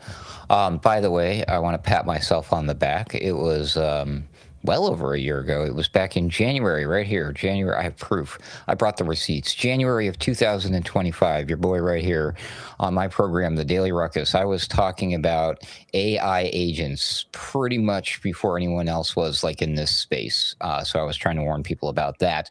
But even back then, I didn't stop to consider what that would mean for the energy thing, and that would lead to this contentious fight, battle over data centers. I did not see that coming, probably because when I was at least exploring this stuff and learning about it, it was very much aligned with the blockchain technology. So that space was very much learning about this stuff and talking about it, because a lot of it was based on the backbone of blockchain technology, which is can be a pretty stellar and not necessarily such a large consuming thing. Like, you don't really need all these data centers for these things, but then now that we're being told, oh, but we need it to train the models and to store the data and to do that. And I'm just like, well, we've had the data centers storing all the data for a while. Utah already has a huge one for the NSA. Why now? Why here? Why all these things? Sure, they want to do all of this stuff, but I'm starting to wonder, Sam, I'm feeling a Scooby-Doo moment here. Are these things really indeed exactly what they say they are, or is this the perfect cover for something else? For instance, Donald Trump wants to build his ballroom, and lo and behold, it's really not about what's on top. It's about what's being built underneath. These data centers and all of this energy and stuff that they're doing could very well be powering or serving some other sort of, I mean, if you want to put on your tinfoil hat and get really conspiratorial about this, right, you could say, oh, maybe they want to terraform the earth or something. For the listeners at home, I got a nice meme here. It's an alien waiting on those UFO files to drop to see who snitches. But you really never know what these things are about, especially considering the fact that they're so out in the open. Like, hey, here's what it is and why we need it. We need to ruin your life and steal all your water and stuff like that so that we can use AI. And you stop to think about that. Like, is that going to make sense 20 years from now? Like, wow, I can't believe we killed ourselves just so we could have AI. I'm very suspicious now of what exactly is going on and what these things are and what they're going to use them for. And is it just a cover? Is this just the tip of the iceberg, so to speak? Just throwing it out there because I like to do the conspiracy theory thing, Sam. Well, they do have deep underground bases as well. I believe it's all part of the same. That's where the aliens live, isn't it? I don't know about that, but maybe that's what they say. That's what has been rumored, that who knows what's going on in these secret, dumb facilities, deep underground military bases. Here's legislation that was introduced by Bernie Sanders and AOC, Artificial Intelligence Data Center Moratorium Act. I have serious doubts this is going to go anywhere, but here it is, S4214 there. And of course, right-wingers are framing it, oh my gosh, you hate American progress, progressives on the left. And it's like, wow, we always got to get dragged back in the left-right gutter of nonsense instead of talking like adults about the true threat that's right in front of our face. You just have to scream, I hate a freaking liberal all day, or I hate a conservative all day. It's just freaking childish nonsense. But that's the level of political discourse in this country for the majority. It's very sad state of affairs, honestly. To lift your spirits here a little bit, meet Zionist billionaire Ron Lauder, the president of the World Aardvark Land Conference. He's also father-in-law to the next Federal Reserve Chair, Kevin Warsh. Here he is at the meeting. Small world. It's a real small world. Let's hear from Lauder here now. And of course, there's no conspiracy, but they do have the World Aardvark Congress, and these guys have meetings like every other day, but yeah, they don't conspire about anything. I intend to meet with leaders of every country. I need your help. You have to tell me in these countries what you need and how I can help. And I'll convey that to the leaders of your country. Let me tell you, I have one added strength. I'm not afraid to tell the heads of state that they're cowards. What do I lose? And I like their map here. Let's just go back. See that? Like, take a look at that. Oh, they're just taking all of this. Talking about greater aardvark land. Gee, my knees. They're taking all of it, bro. At the freaking aardvark Congress that doesn't exist, they were told. That was almost an entire hemisphere there, brah.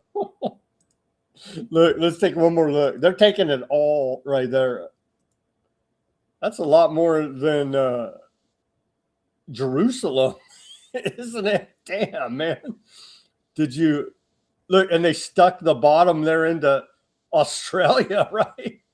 They stabbed Australia right there with the bottom of their evil star. Wowzers. Wowzers. So thankfully, that's the father-in-law of the new chairman of the Federal Reserve, Kevin Warsh. It's exciting times for the U.S. economy. Also here, Louder was also named repeatedly in the Epstein files, along with Kevin Warsh. Yep. Get out of my head. I was just going to ask you to do the thing and ask him, put his name in the search. Here it is. Don't trust me. Trust Bloomberg. I don't know. We could search it too.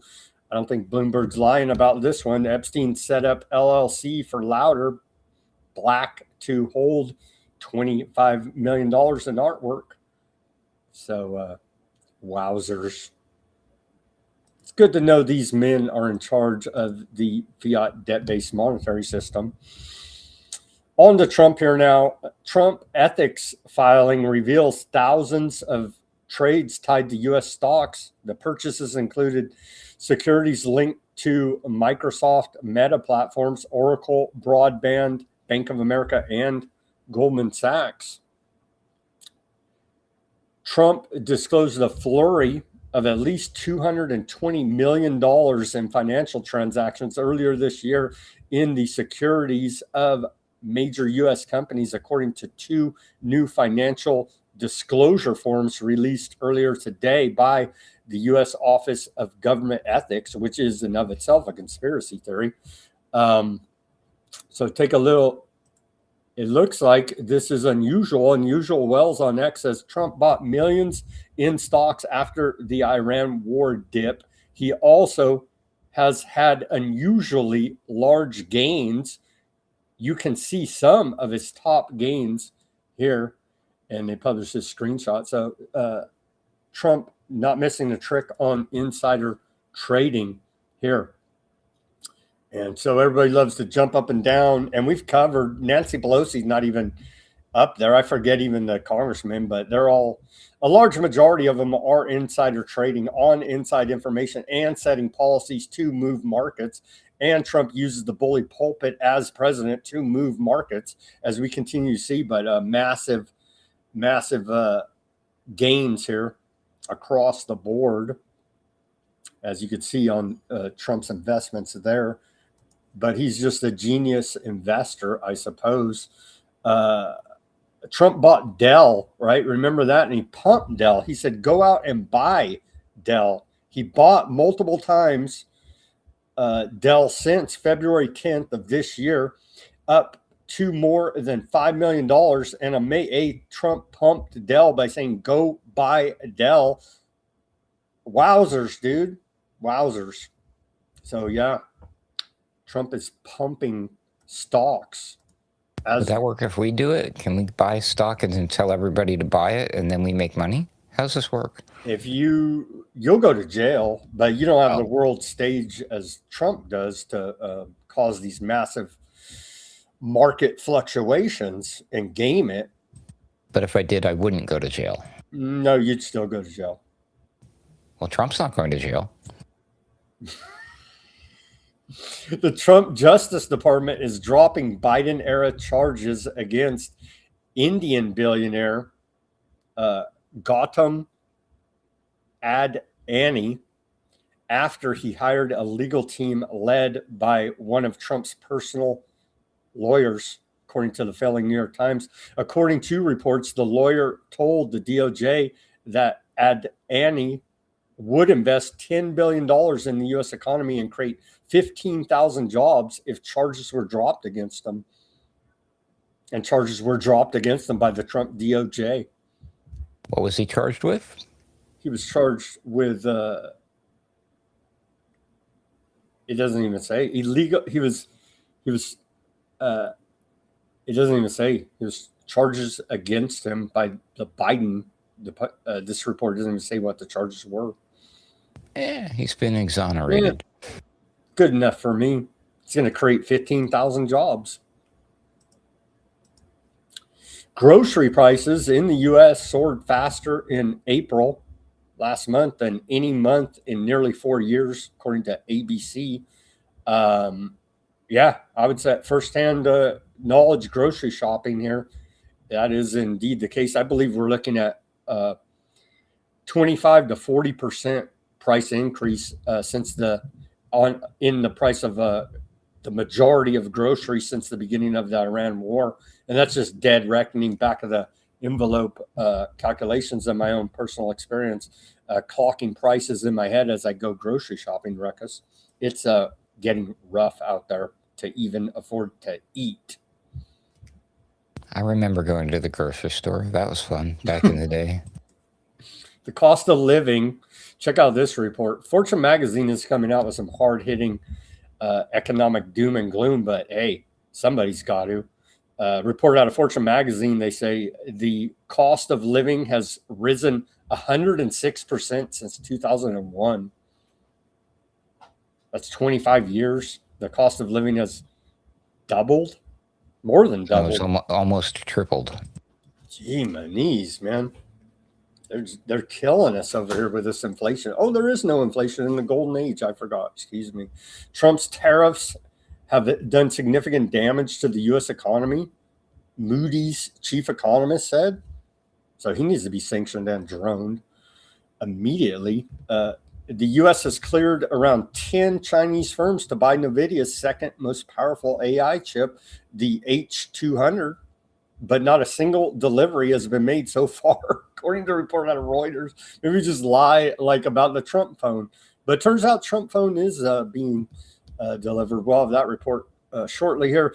The U.S. Treasury Department's auction of $25 billion in 30-year bonds debt was officially awarded at a high yield of 5.046%, marking the first time the 30-year bond yield auction had closed above 5% since August of 2007, according to the Financial Times.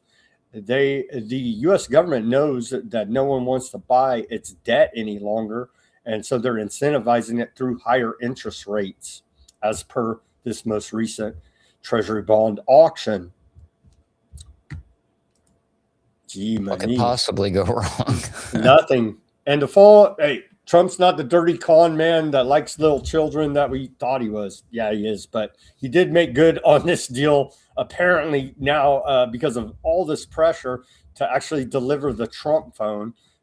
Trump's mobile T1 phone is finally being shipped after nearly a year of delays. It's a $499 gold Android phone with Trump's branding. Let's watch this short clip. So it's widely reported that Trump burned everybody that bought the phone by changing the terms of service. And so it looks like now, due to pressure, they're going to actually have to fill these orders instead of just stealing like $500 million from Trump phone buyers. Let's watch this short video about the phone. Using the new T1 phone from Trump Mobile, a powerful device designed for performance, reliability, and real American value. Built with premium materials and a sleek modern design, the T1 delivers the speed and responsiveness you expect from a flagship smartphone without the flagship price. Engineered to keep up with your day, the T1 delivers dependable performance whether you're streaming, navigating, working, or staying connected with family and friends, giving you the confidence of a phone that's ready whenever you need it. The brilliant display makes streaming, browsing, and staying connected feel smooth and effortless. Unlike many modern flagship devices, the T1 includes a 3.5mm headphone jack, allowing users to utilize their existing audio equipment. Capture sharp photos, clear video, and the moments that matter most with a camera system designed for everyday life. Right out of the box, the T1 phone includes a charging cable, charging block, and a clear protective case, giving you a few useful essentials right from the start.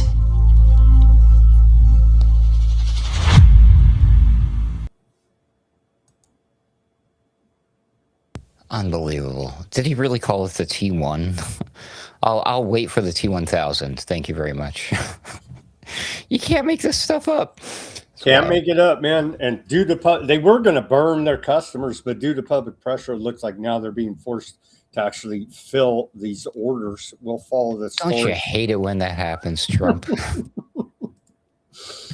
On to the price of a gallon of gasoline. According to the AAA national average, we're at $4.53 on average across America here now. As we're in a Persian standoff in the Strait of Hormuz, essentially, and California $6.14. Yeah, I'm cutting way back on my driving over here.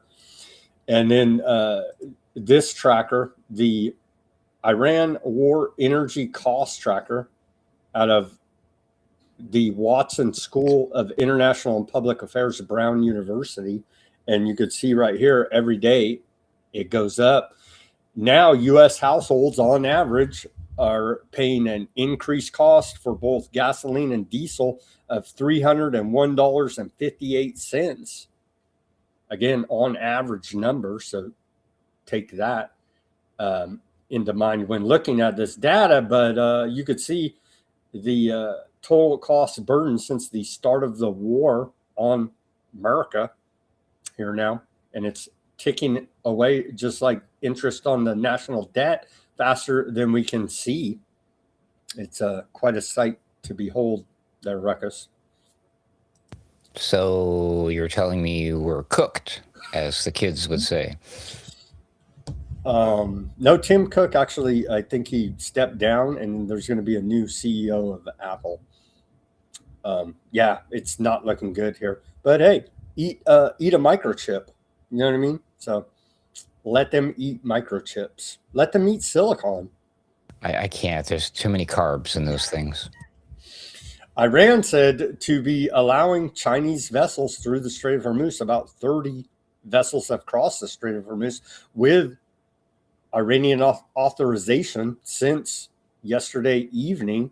According to Iran's state media, Iran has reportedly begun permitting Chinese vessels to transit the strait due to the two countries' quote deep relations and strategic partnership, and informed sources told the semi-official Fars news agency.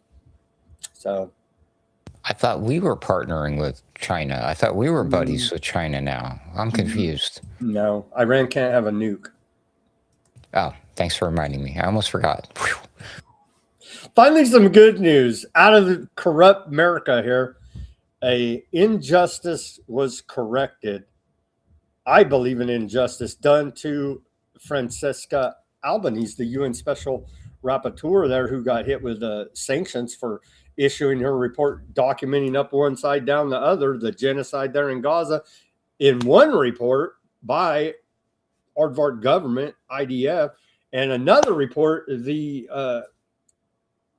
multinational corporations that are complicit in said genocide. And she put out those reports, and that really pissed them off. That is, the U.S. government, Western banking system, issued sanctions against her, basically destroying her and her family's financial life. I'm surprised they didn't drone her, honestly. But some good news now with the background about why this is good news. came out yesterday. She posted, let's put it on the screen here. U.S. court has suspended the U.S. sanctions against me, she says. As the judge says, protecting the freedom of speech is always just the public interest. And so this judge, man, he's antiseptic, needs to be droned, sanctioned, the whole routine, right? Sure. You can see right there.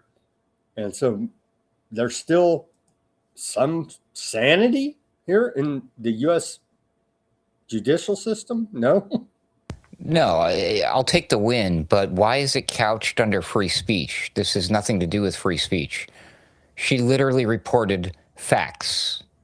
She compiled reports about the genocide. She compiled a report about companies that are complete. This is not like her opinion. This is just like, this is not free speech related. That's very interesting that it went that direction.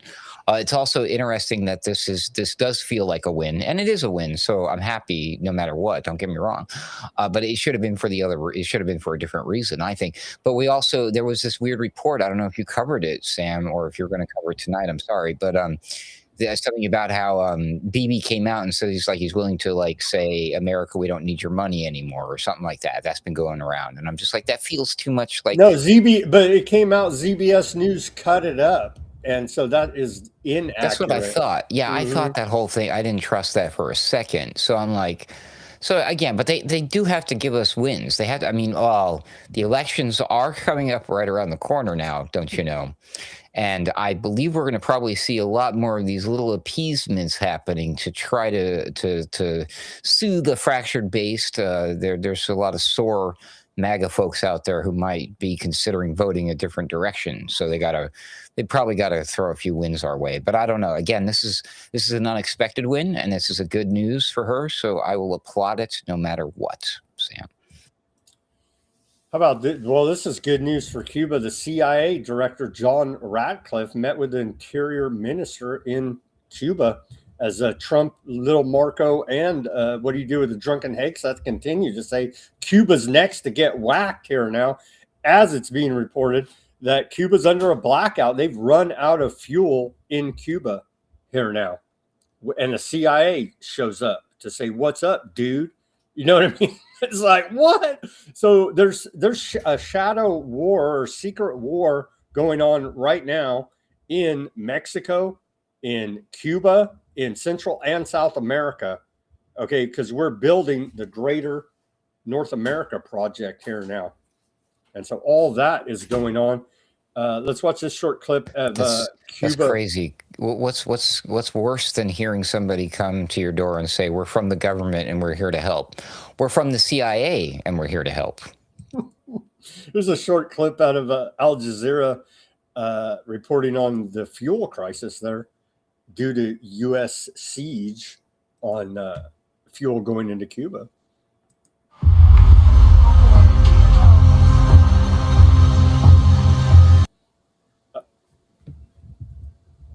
You could, I'll just see, 22 hours of blackout as businesses shut down there in Cuba.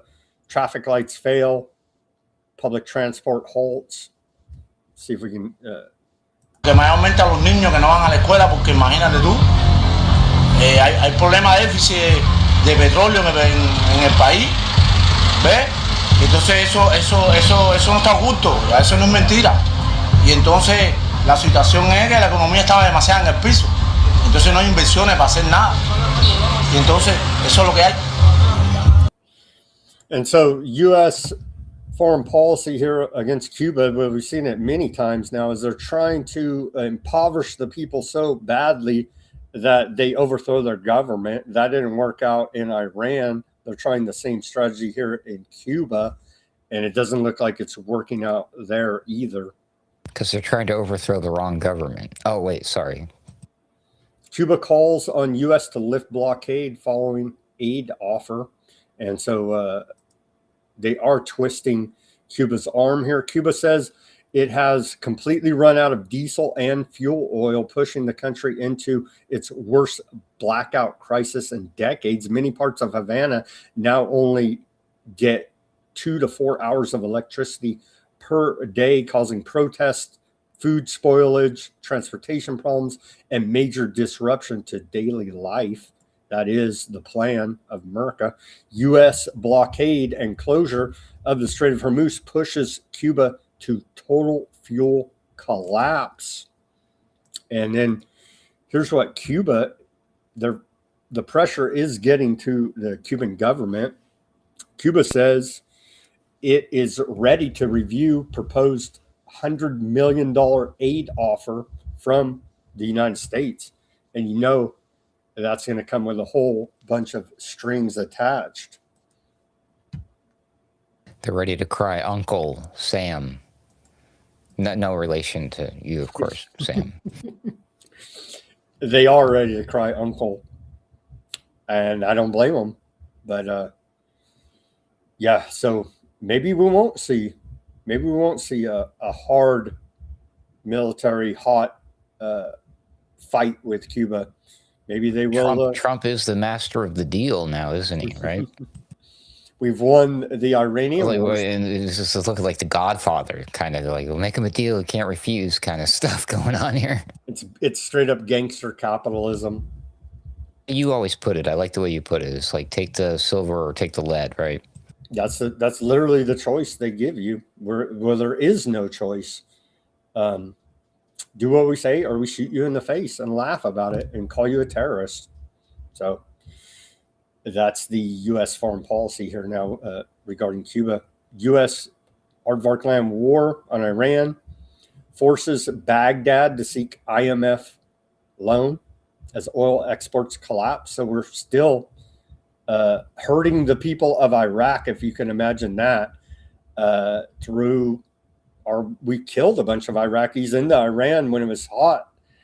We killed a bunch of Iraqis. Now the Joe Blow Iraqi is still suffering, and they're going to go further in debt, seeking an IMF loan because they're caught in the middle of the Iran war. And so I'm sure the Iraqi people appreciate the 20 plus years of U.S. help to liberate them. Stop helping. Saudi Arabia floats Helsinki-style non-aggression pact with Iran. According to a report out of the Financial Times, Saudi Arabia has discussed the idea of a regional non-aggression pact with Iran and other West Asian states. Again, if these Muslims, Sunnis and Shias, and all the other spin-off groups could ever get together, they would kick the Anglo-American establishment's butt out of there. But I don't know. They have their own corruption problems. They got all their own problems. So they got them. Because the same thing here, right? If all of us would stop fighting amongst ourselves and got together, we would also kick them out of there. Yeah, isn't that weird? The UK, the masters of divide and conquer and balkanization, never forget, sit on top of all this, and they know what they're doing. That's why that little island ruled the freaking world, and they still do in many regards behind the scenes here now, because the UK Englishmen know what the hell they are doing, and so never forget that. Here is Trump and his officials said Iran was decimated according to our own U.S. intelligence, quote, community, not so much. And so here's the little graphic the Clash report made. And these reports have been coming out this last week. Let me put that graphic back up there. Iran is back. Classified U.S. intelligence finds Iran's missile infrastructure largely intact weeks after Trump administration declared it destroyed. 70% of pre-war missile stockpile retained, 70% of missile launchers still operational, 90% of underground facilities potentially or fully back online. And that's pulling data from the failing New York Times. It was widely reported. We reported it here the last few days at Weaponized News. It's military intelligence from the military, but just because it was reported through the failing New York Times, Trump can say, that's fake news. Pretty much. And so those damn Hamas sympathizers, or excuse me, Hezbollah sympathizers at the U.S. IC. Russia-Ukraine war still raging. Russia drone and missile strikes collapsed a 9-story building there in Kiev. 18 apartments destroyed, at least 7 killed, including a child. 20 people still missing under the rubble. And here's an image of that. As Putin this last week has floated winding down the Ukrainian war, also backhandedly threatening he'll put nukes on his hypersonic missiles. So, they had that brief ceasefire for Victory Day Russia celebration, and back to the war. It's quite horrific. It needs to end here now. Another failing of Trump. And this guy loves his big guns and posting on the internet. Not many people even follow this guy. Assistant Secretary of War Mike Dodd, he put out this post, and he does have the creepy homemade logo here with the death's head in the diamond in the Pentagon. That was 2 or 3 days show ago thumbnail. But he put out this post: major problems require precise solutions. The U.S. Air Force just leveled up the MQ-9 Reaper, successfully testing APKWS laser-guided rockets to take down aerial drones by turning a surface-to-surface weapon into a drone killer. We're driving a lethal, cost-effective innovation. Wowzers. Drones fighting drones. This is turning into Star Wars, isn't it? We're getting there. Hey, Terminators have feelings too, Ruckus. Prove it. UAE commentator Abdullah, it was widely reported that Bibi went to the UAE to help them defend against Iranian attacks, allegedly. Now it's being reported that that is not accurate. The UAE categorically denies the war criminal Netanyahu ever visited the UAE at any time, is their public response to all of that. And so who knows, it's probably somewhere in between. But thankfully, we have Aardvark Land Defense Minister Katz on Iran. He says our mission is not complete. By all reports, their fingers on the trigger. They're loaded up to kick this whole thing off with Iran hot and heavy once again. And so everybody's finger is on the trigger. There is a flotilla of 54 boats carrying nearly 500 activists from 45 countries set sail from Turkey heading toward Gaza with humanitarian aid, including the terroristic cargo of rice, flour, and infant formula, and some medicines. And so I would be willing to bet they're going to get jacked by Aardvark Land at sea before they can ever reach their destination to deliver aid to the Palestinians in Gaza. What do you think, Ruckus? Can this flotilla of 54 boats make it there? Oh, no way. No chance in hell, especially if they have infant formula on board. That stuff is pretty powerful, and it's got to go. That could not possibly get to Gaza, no matter what. I mean, it would be okay to let Iran have a nuclear weapon before it's okay to allow Gaza to have any infant formula. I'm sure we can all agree on that, Sam. That's the sediment. Aardvark forces intercept the first fleet in late April. And remember, we reported on it. They beat the hell out of them. When they were terrorists trying to deliver infant formula. So, yeah, I suspect this flotilla will get the same treatment. They are leveling southern Gaza, as we continue to report here every day. Aardvark Land warships targeted southern Lebanese town. And here's an image of when they want your land, they just whack your house. And so here it is. And there's picture after picture, report after report. They're in the distance. And so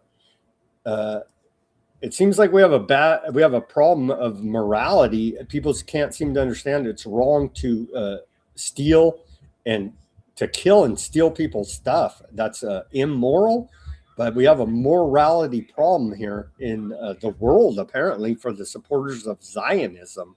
Ruckus. Well, for a select group of people on this planet who feel themselves to be chosen, we'll just say, yeah, morality is relative, I suppose, right? Wild. And they're systematically targeting the public infrastructure there of paramedics, hospitals, firefighters, first responders in Lebanon, not in Gaza, the Hamas terrorists and all that. Lebanon, okay, because they have repeatedly told us they're taking all that land to the Litani River here now, and they're destroying their public health infrastructure. So anyone injured has no paramedic to even put a freaking Band-Aid on them because they're all whacked. There's a small chance that's a feature, not a bug. Aardvark land attacks killed at least 15 people, including 2 children across southern Lebanon, or as of in the last 24 hours, you could say. Let's see this report. How do you say her name? Courtney Bonanu, I believe. This blonde chick, I keep thinking they're going to whack her, but she's reporting with the Drop Site News. Let's hear her quick report here. I think they're going to whack her, maybe because she's a white blonde lady. They haven't yet, because they whack the hell out of journalists. I'm praying for her safety. Everybody should. She's on the ground in southern Lebanon. Reporting to you from Kfar Raman in Nabatea, which is a forced displacement area. It was hit yesterday with 3 violent airstrikes. Down the road here, this is as close as we can safely get, but the town did sustain some massive destruction. Today, the Israeli army issued forced displacement orders for 8 more towns north of the Litani River, and has carried out multiple airstrikes and drone strikes already this morning, including an attack on an ambulance center in Kasaibe. Lebanese and Israeli delegations are due to begin a 3rd round of talks today in Washington, just days before the current ceasefire is set to expire. Typically during these types of talks, in my experience at least, the Israeli army escalates violent attacks in Lebanon, so let's see how these days play out. But today, I can tell you, like every other day, started off violently with several people already being killed in attacks in Lebanon. And yesterday, I actually read a statement that said something to the effect of, Lebanon has a Hezbollah problem, or they have an Iran problem, or something like that. And I just want to state again that as a witness, the only entity that I have seen for the last 18 months committing acts of genocide, committing acts of ethnic cleansing against the Lebanese people is the Israeli army. She needs to watch her butt. I'm telling you, man, she's on the Palantir list. I could almost guarantee that. She knows it too. You can tell she's scared. I would be too. Damn. Nearly, we're almost at 3,000. We're nearing 2,900 killed in Lebanon since March 2nd. So, yeah. And by the way, there is, as I don't know if you caught it in that report, but there is a Lebanese Aardvark delegation in Washington right now, allegedly negotiating a peace deal. But there's a ceasefire right now, and they're whacking almost 3,000 Lebanese since the ceasefire. Funny how that works. Deal, ceasefire, these words are completely empty, hollow things now to me, unfortunately. Since March 2nd, Ruggles, 2,896 Lebanese have been killed and 8,824 Lebanese wounded. And again, they're whacking anybody that could put a Band-Aid on those wounds. You know, it'd be a fun experiment is to start taking these numbers from all the deaths that are caused by U.S. and Aardvark excursions to the bat stuff. Where's the giant public health freak out about this? There's mum's the word. Maybe we have a miracle for the indiscriminate killing of civilians. No, not yeah, so it's called much. morality. And you're like, but they're still genociding the Palestinians in Gaza. Yeah, they are. In the last 24 hours, it's reported 2 dead Palestinians, 1 body recovered, and 24 injured there, as they are going to get that land one way or another. If there's one thing we've learned about Aardvark land is their appetite for genocide knows no bounds, and they can have this going on 3, 4, 5, as many fronts as they like, Sam. They 8 just fronts. no They're in slowing an 8 down. front. They're in an 8-front war. Everybody hates There them you go. because they're hat size. That's what they tell Obviously. us. That's what they tell Have you us. seen those hats, bro? Rage-inducing. Aardvark settlers accused military of confiscating and manipulating private surveillance footage from the worst day in the history of the world, October 7th. You don't say. And so it turns out the people, Aardvarks, that were there are saying the military's covering up what actually happened by confiscating private surveillance footage. You don't say. You don't say. At the very least, there was a stand-down order on that day. They carried out the Hannibal Doctrine, which is whacking your own people so they don't get taken hostage. And it looks like, well, we know also that Hamas was created by the West and Bibi. So there you have it. And now Aardvarks are even complaining about it, saying the Aardvark military is covering up what actually happened by confiscating surveillance footage of the incident. They're antiseptic, though, so just scream that and makes it all go away, doesn't it? Aardvark land. But Iran cannot have a nuclear weapon. Yeah, that's really all that matters. Aardvark land prison authorities weaponized solitary confinement against Palestinian children. Data obtained from the Aardvark Prison Service reveals a staggering surge in the use of solitary confinement against Palestinian detainees, with children and women increasingly subjugated to prolonged isolation. According to figures secured by Physicians for Human Rights, the number of Palestinian minors held in solitary confinement skyrocketed from a single case in 2022 to 209 in 2024.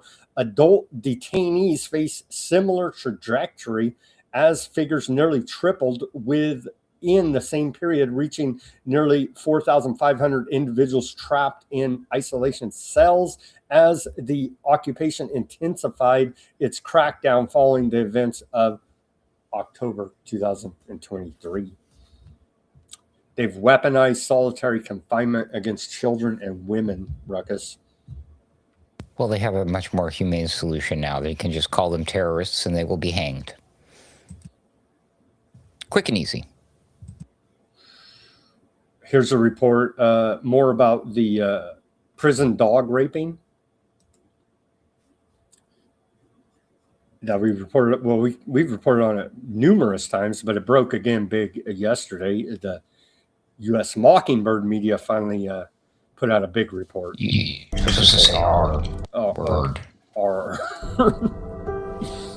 actually, this is not the first time that we documented cases of dogs abusing, or trained dogs actually abusing or raping Palestinian detainees inside Israeli jails. In this report particularly, we documented several cases.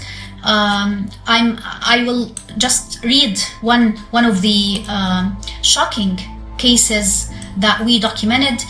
One detainee told us that he was detained, of course, in Sdeti Man, and this is where most of the violations occur. He said that they took a group of detainees and me to the corridor between the sections and forced us to strip completely naked. The soldiers brought in several dogs. One of them urinated on me. One of the dogs then raped me, penetrated my anus in a trained manner when I was being beaten.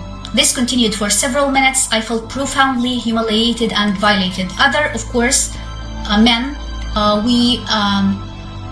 we met said that after they were raped by the soldiers, they also were raped by dogs in the very same day. And this is something that also confirms that this is a systematic policy, because no army trains dogs on raping humans unless this is something that is accepted by the highest rank in the authority. Wait a minute, Sam. She's saying that these guards didn't sit there and spend months and years training these dogs just to do it to this one guy? That this was like this is like a thing? Like they do this frequently? Systemic, yeah. I see no evidence of that whatsoever. Dogs do this naturally on their own, Sam. Everyone who owns a dog knows that you can't turn your back with them over a second. Next thing you know, you're getting R-worded by your dog. No, this is obviously what she said is a fact, and no one can argue that. And this is probably one of the most disturbing, disgusting, craziest things I've ever had the displeasure to hear in my life. This is wild. And then to know that this goes on for how long has this been going on? I don't even. Anyways, yay! Most moral army on the planet. Everybody, what does that tell you? Well, they're all pissed off. The IDF's all pissed off about that big report exposing all this at the failing New York Times. Christoph, they say, following the publication by Knopf in the New York Times, one of the most hideous and distorted lies ever published against the state of Aardvarkland in the modern press, which also received the backing of the newspaper. And so now they're suing the New York Times over this. And so we'll see how that goes. Because the New York Times is so smart and so good. They're so intelligent that they brilliantly came up with this incredible, crazy, wild idea. I mean, this is the most imaginative. Kudos to you, New York. They should get into the movie making business. Could you imagine? Make some cool comic books, some sort of content that would be entertaining, unique, and original. Because if they can come up with this stuff, man, I would have never. I could have sat here for a million years thinking, hello, who in their right mind would make up something like this? That's insane. Well, who does this? Here you go. Children shot, stabbed, and pepper sprayed in the occupied West Bank, according to UNICEF. Aardvark forces and armed Aardvark settlers, ultra-Zionists, are carrying out increasingly coordinated attacks on Palestinian children across the occupied West Bank, with documented incidences including shootings, stabbings, beatings, and the use of pepper spray, the UN's child agency said. So the UN is probably working with the New York Times with their antiseptic smears here. Is what it looks like to me, Ruckus. I have X. I'm not stupid. I wasn't born yesterday. I just watched a video the other day, allegedly, of what sure as hell looked like a settler standing there at the yellow line, just shooting indiscriminately with a huge, something out of a Rambo movie machine gun, just like whatever, and like, what the hell, just shooting at the tents, the people who've been displaced on the safe side, on the other side of the yellow line where it's supposed to be safe. The guy's just like, this is what we do for fun. We just go out and just shoot at random, and maybe if we're lucky, we'll get somebody, right? This is so sick and disturbing. It gets better. A day of shame and disgrace and provocation of 2 billion Muslims by Ben-Gvir, the extremist Zionist national security minister, in a precedent for the minister who raised the occupation flag and dances in celebration, chanting what is called the Temple Mount, the Al-Aqsa Mosque, and the Dome of the Rock Mosque in our hands during what is called the Flag March on Nakba Day, and closure of the Old City in Jerusalem, curfew imposition, and prevention of Palestinian worshipers from praying in the Al-Aqsa Mosque, and marches roaming the Palestinian neighborhoods in East Jerusalem, raising chants and chanting racist slogans. I believe there's we have other reporting here. Here's a quick video, and we have more video of the consummate provocateur Ben-Gvir. They're trying to get these Muslims to attack.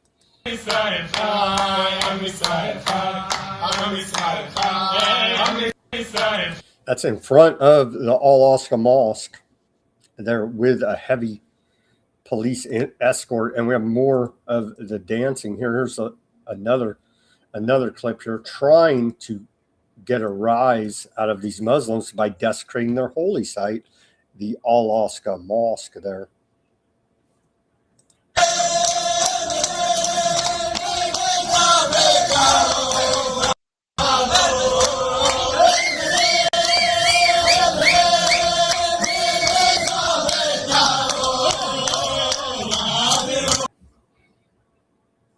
Did you notice how the police are wearing the face masks there? Did you like that? You might think it's because of this, right? No. No, it's not. If you had to be that close to those people jumping and doing that in front of you, you'd probably want a face mask too, just saying. So they've locked the Muslims out, and they're taunting them essentially to do something. And so that is the whole provocation of the Al-Aqsa Mosque that continues. That's insane. That's like it's like something out of a movie right there. I mean, this is another movie reference, Crank. I don't know if you saw that one with Jason Statham, where he goes in and picks a fight with everybody in the bar just because he can get beat up and whatever. It's part of a superpower thing, whatever.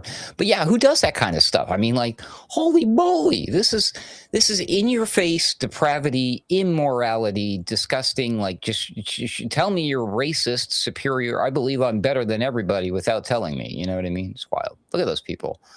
Wow. No, they want Muslims to attack, and they'll turn around and say you're terrorists and start a major war with them, even bigger than they're doing now. They think they want that, but that's going to be their worst nightmare. What you were mentioning earlier, like if all of these Muslims could get together, well, if they did something crazy and just took out that mosque, I think that might be one of those big tipping points, right? That's like where we're at, yeah, because we have to build the third temple to fulfill all of their evil prophecies. And so if they can ever get around to doing it on their own clock here, apparently, with all their weird rituals and sacrifices and the rest of it, then if we ever do get to that point, they're going to see their 2 billion Muslims rush the gates, and it'll be like World War Z style. I don't see them holding them back, but they're ready to go there because they're true believers. Here's Aardvarkland finance minister Smotrich right there in the center with his Saturn cube on his head with the rest of these jokers. He's in a move that signals the acceleration of the annexation of the occupied West Bank. And so this was yesterday there. And so they're signing off on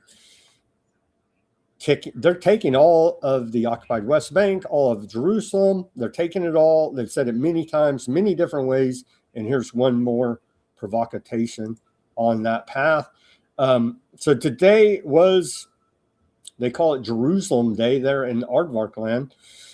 Aardvarks mark Jerusalem Day today, the annual Aardvarkland Nationalist Celebration, celebrating Aardvarkland's 1967 capture and occupation of East Jerusalem, with far-right Aardvarkland mobs rampaging through Jerusalem's old city, chanting "Death to Arabs," assaulting Palestinians, vandalizing shops in the Muslim quarter, and targeting journalists, while thousands of Aardvarkland police largely stood by. And that's according to a report out of Haaretz. It's a big party, bro. Celebration. A celebration of ultra-Zionist terrorism, death to Arabs.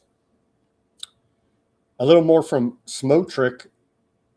He went on Aardvark TV and said, we need to exploit the window of opportunity of a friendly administration in the White House and a right-wing government here to de facto kill the idea of establishing a Palestinian state in the heart of the land of Aardvarkland. Connection. I fell off there for a second. So there's that report. That was weird. You're on the wrong side. Well, we One more report, and then we'll wrap up this broadcast, Ruckus. More from Smotrick. He says, you see a halt in illegal Palestinian construction in the West Bank. For the first time, we reverse the trend, more demolitions than construction.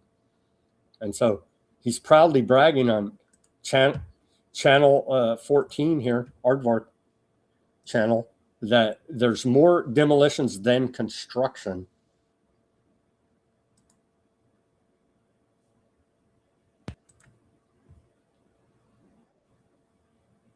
We lost Ruckus there. Oh, he's back. Wow. Yeah, something's going on. They're definitely coming after us, right? Well, something happened there. They don't like the reporting on the occupied West Bank or death to Muslims chant by the ultra-Zionists. Excuse me. I think it was the R word, to be honest with you. That one gets you in trouble. Which one? The R word. I don't even know what R word is. The abuse by the dogs. I thought you were talking about a rat problem. Oh, well, you know, there's that. Okay, let's get to the final reporting. If anything broke while we were on air here that we weren't able to monitor, Iran International says Hormuz tensions mount as Trump Xi urge reopening of Strait. Well, it looks like China's, according to early reports, China's getting safe passage. The rest, not so much. Tehran issues cryptic warning after UAE controversy. Trump Xi can likely influence Iran. Warns patience is running thin. Iran war slowing global economy growth, IMF says. Wow, we need the International Monetary Fund to tell us that. Wow. Thanks for that. Those words of wisdom from the IMF debt pirate company there. Okay. Al Jazeera headlines, Trump shadowed by unresolved U.S.-Iran war during visit to China. Yeah, the White House didn't even talk about it for like the last 2 days. So, yeah, we're in day 76 of the Iran war. So, in case you forgot, U.S. trade chief says China wants Strait open. Yeah, everybody does. But you put a blockade up there on top of Iran's blockade. And the Khomeini is still the supreme leader of Iran on day 76 here, Ruckus, and that's all we got. We don't need the Strait. Nobody needs the Strait. Only Iran needs the Strait. That's why we're doing this, right? Straight up. No, like 20% plus of the world's energy ships through there. And we're not even talking about all the other inputs, fertilizer. It's only 20. Dude, listen to yourself. 20%? That's small. 20 small, bro. For the whole world, though. So what? It's a big world. They can handle it. Let them eat silicon. Okay. So, yeah, millions are going to starve to death because of this. It's baked into the cake in the third and fourth world, and tens of millions are going into poverty because of this, and we are going into poverty here in America because of this. And somehow, some way, we're the world energy giant, but somehow, some way, the Rockefeller oil oligarchs are price gouging the hell out of us.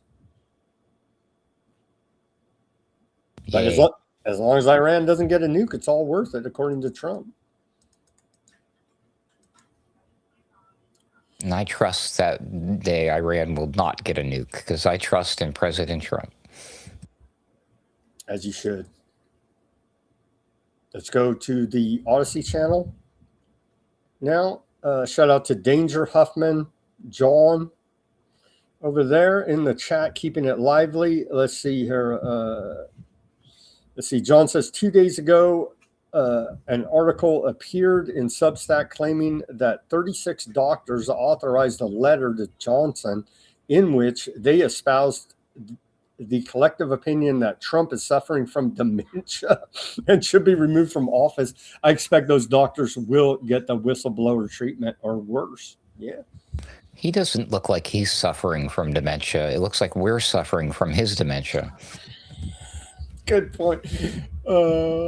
Huffman says, no way. Let's just click for me that it wasn't a property that Trump and Epstein fell out over. he outbid him on a girl if they did actually fall out, like the story goes. Yeah, maybe, Huffman, maybe. John says Finkelstein should be publicly hanged for treason along with Trump and all those dual citizens in Congress and the Senate. Well, wow. Those are some rough words there. Capital punishment for treason. I don't know. That's kind of what the rules are, but we're very far removed. The comments and views expressed by the commentators or the chat do not necessarily reflect the views or opinions of Weaponized News, Ruckus, Sam Chaney, or our sponsors, which we don't have any. Well, we're our own sponsors, but yeah, thank you for that disclosure announcement. John says the YouTube channel The Midas Touch is passing the stories about Trump on drugs and revealing the out-of-court settlements for Trump's alleged molestation of 6 children. This is where you will find the reports of Orange Aardvark snorting Adderall and blow. The story is Trump is Mr. Straight Edge, clean and sober, because his brother died of alcoholism, is the public story here now. But you saw Trump, maybe we didn't even play the video. There's video of Trump drinking alcohol, toasting at the meeting with Xi, dinner meeting. So it could be non-alcoholic wine. Willie Nelson's got this THC-derived liquor he sells to people. It's the strangest thing, but maybe it's that. Well, I don't think Trump would do anything. I think he really is a teetotaler, which means he's probably into some really dark stuff we don't even want to consider or know about. But, I mean, maybe it's just the power, the control. Maybe he literally gets a high off of the fact that people laud him and praise him and love him in his mind. He's quite a narcissist, so maybe he doesn't need the drugs. Maybe he's high on himself all the time. Maybe dopamine hits from his goofy memes are enough, from running Q psyops. We had a new person there, Pink Vegas. Welcome, Pink, on the Odysee. I'm starting to see a pattern here, Pink said. Yeah. Noticing is it's a thing. We're noticing might be the year of the word of the year if this keeps up. We're noticing quite a pattern here as well. And again, history doesn't repeat, but it definitely does rhyme. John says, I never heard of him either until this incident. I don't know. They're chatting amongst themselves. Let's see. He once haunted Studio 54, notorious Coke bar. They're talking about somebody running with Trump. Louder, I think. Oh. You know, that guy's got a history. If you do some research onto that one, it's fun. Thankfully, he's the father-in-law of the chairman of the Federal Reserve. I don't know what our monetary policy would be in this country, Ruckus. Well, it's not going to get any better. Thank you guys for tuning in on the Odysee and the new listeners over there on the YouTube.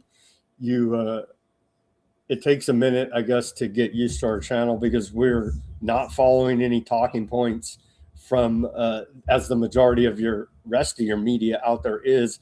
This is sole production of me, producer and host of this show, and of course we appreciate the contributions from all of our guests today, Ruckus. But that's why it doesn't click with you, because we're not on script. You understand? We're not on their Mockingbird script, and that's why this show blows your freaking mind, as it should, because we're not following their agenda. You see. Sam, breaking news. Candace Owens says she has a screenshot of one of your emails, which is the script that you sent me before the show. I think we're busted. Busted. No, everybody that knows, the listeners of the show, we covered a little bit. Yeah, it looks shady what happened to Charlie Kirk, bless his soul, and all the rest of it. But to dwell on that and make it your identity in your life, like I see all these people, I'm just like, wow. Get a life. We got bigger problems and bigger fish to fry here now. It's a tragic event. I wish it never happened. I hope his murder gets brought to justice. I doubt if that'll ever happen. But yeah, let's move on. Excuse me. They've killed almost 3,000 Lebanese. You know what I mean? And there's over 70,000 Palestinians. You know what I mean? So I don't know what else to say about it at this point. Lindsey Graham would say we're killing all the right people. Yeah.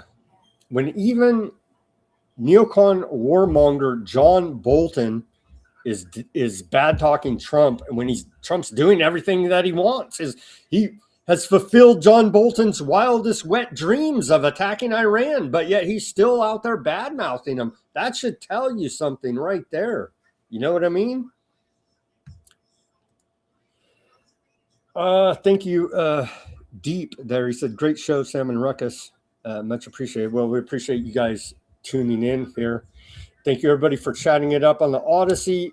Thank you for tuning on X, Kick, Bitchute, Substack, Rumble, and YouTube. Let's go to some of those chats on the Rumble and YouTube. Did you spied a troll there on the YouTube, Ruckus? Yeah, I already forgot his name. But well, yeah, what were they saying? You'll see it. Oh, dude, straight up. We've got the usual stuff. We're Trump derangement syndrome, reminding us how and why Iran is bad. You know, the usual stuff. They're a Fox News consumer, or they're on the payroll from a particular group that won't be named. They remind me of some of the more professional-looking ones I see show up on Sunday Wire, but who knows? DJTP said CCP out on the YouTube. Fat Bob, this definitely spells the death of the dollar. That guy, Fat Bob, is definitely a troll. I'm just kidding, Fat Bob. Well, he is in his own unique Weaponized News way. He's a good kind of troll, yeah. We love it. We love his comments. Let's see. Carrie says, I predicted the computers in the 80s because replacing paper, except. I could see that. Ruckus is right. Question everything, Carrie said. Yeah, I believe you are right. We should question everything. Well, hold on. I'm going to question that. No, I'm just kidding. I think it's cover. YouTube, Rorschach said on the YouTube, I think it's cover. The last lockdown was just a test run. May very well. Shout out to Mac on the YouTube. He says they've certainly done their share of switching signals.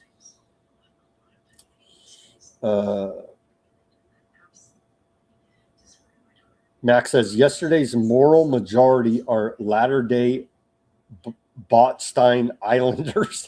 That's a good way to put it, Mac. And it's reported too. Sandwich Time told me, and many other. I think you too, Ruckus. They're deleting comments right off the YouTube in the live chat. I don't know why, but Sandwich Time reported that yesterday. That there may be some confusion about switching between top and live. I've noticed that it'll happen to me too. Even though I've caught on that you got to choose between top and live. If I switch and then I'm going to a different app, sometimes I don't see my comment, but it still comes through here when I'm on the live stream. So even if you don't see it or it disappeared, there's a good chance a lot of other people did see it. And that we still see it. It's just there's something funky going on that's affecting, like, you are suddenly not seeing your comment. So I think the comments still come through in 9 out of 10 of the cases. But there are a few times where I swear to God the comment has disappeared completely. But I don't think YouTube's that smart or that cool, or they're going to bother with that kind of thing, to be honest with you. I think it's just technology is never as cool as these people like us to think it is. I mean, for what it does, it's pretty effing amazing. I'm going to give it that. And there are bugs, and they're constantly trying to sort out bugs. And there's been a lot more bugs since more AI has been squeezed into these things. I've noticed that significant amount of problems since the advent of AI. So I expect it will continue, and then it'll just work itself out eventually. Turbo Time says amazing. I think that was when we were in the economic section about the price of gas. Yeah, it is pretty amazing what they're doing to us here now, as simultaneously touting we're the world's largest energy producer and king of the world's energy. And we just stole all of Venezuela's energy. We're getting ready to steal all of Mexico and South America's energy as well. And we'll still be paying $1 million for a gallon of gas. And they'll say, well, Iran can't have a nuke. Are we going to steal Cuba's energy? Oh, wait, they don't have any. We already stole it. Oh, man. Do you plan on moving to Cuba? They asked. No, not particularly anytime soon. Not on my list of things to do. Let's see. Young. Shout out to Young. Whatever happened to those dues our Air Force bragged about for defense? Cheap per charge, too. Must be using those for something. I'm sure they are. Shout out to Pamela on the, and Silver on the Rumble, Denver on the Rumble. Does he say, he says he has to buy a new battery.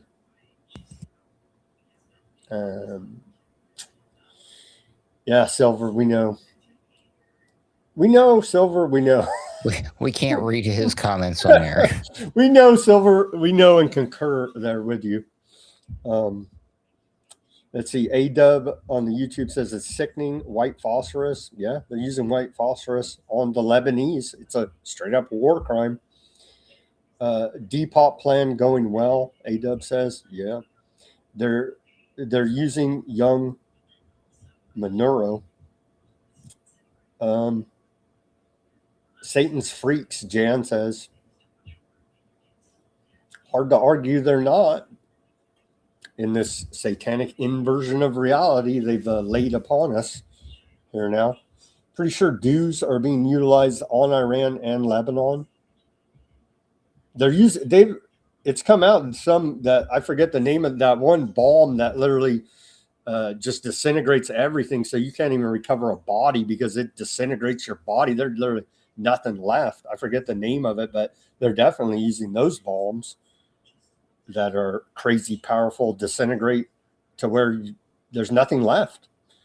Those are great. It makes cleanup a breeze, Sam. It does. It does. War crimes again, against and again and again. Wow. A-Dub said, yeah. And again and again. One big club, we ain't in it. Yep. Yes, indeed. Well, thank you, A-Dub. Said great show, Sam and Ruckus. We'll end with that. Last comment. Oh, he knew the name of the bomb there.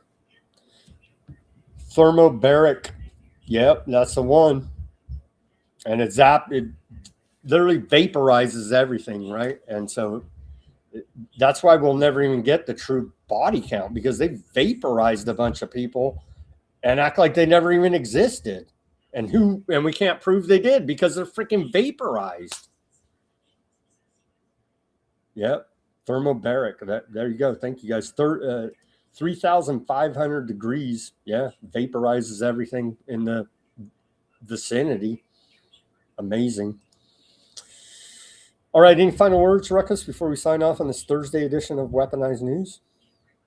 Yeah, to quote one of my favorite movies, leave the gun, take the cannoli. Thank you so much for having me, Sam. Thank you, Ruckus. As always, everybody, do your own research, peace, love, and freedom. Speak out and take action. Have a great rest of your Thursday evening. And we'll be back here for more Weaponized News on Friday. Ruckus, quickly, when is Plug Boiler Room? When you guys are going to... Boiler Room will be tomorrow evening, somewhere between 8 and p.m. Central Time, USA. You do the math. And then check us out on Sunday for Sunday Wire with Patrick Henningsen. Oh, both of those at alternatecurrentradio.com. All right. Thank you to everybody for tuning in. Let's pray for peace, and we'll see you tomorrow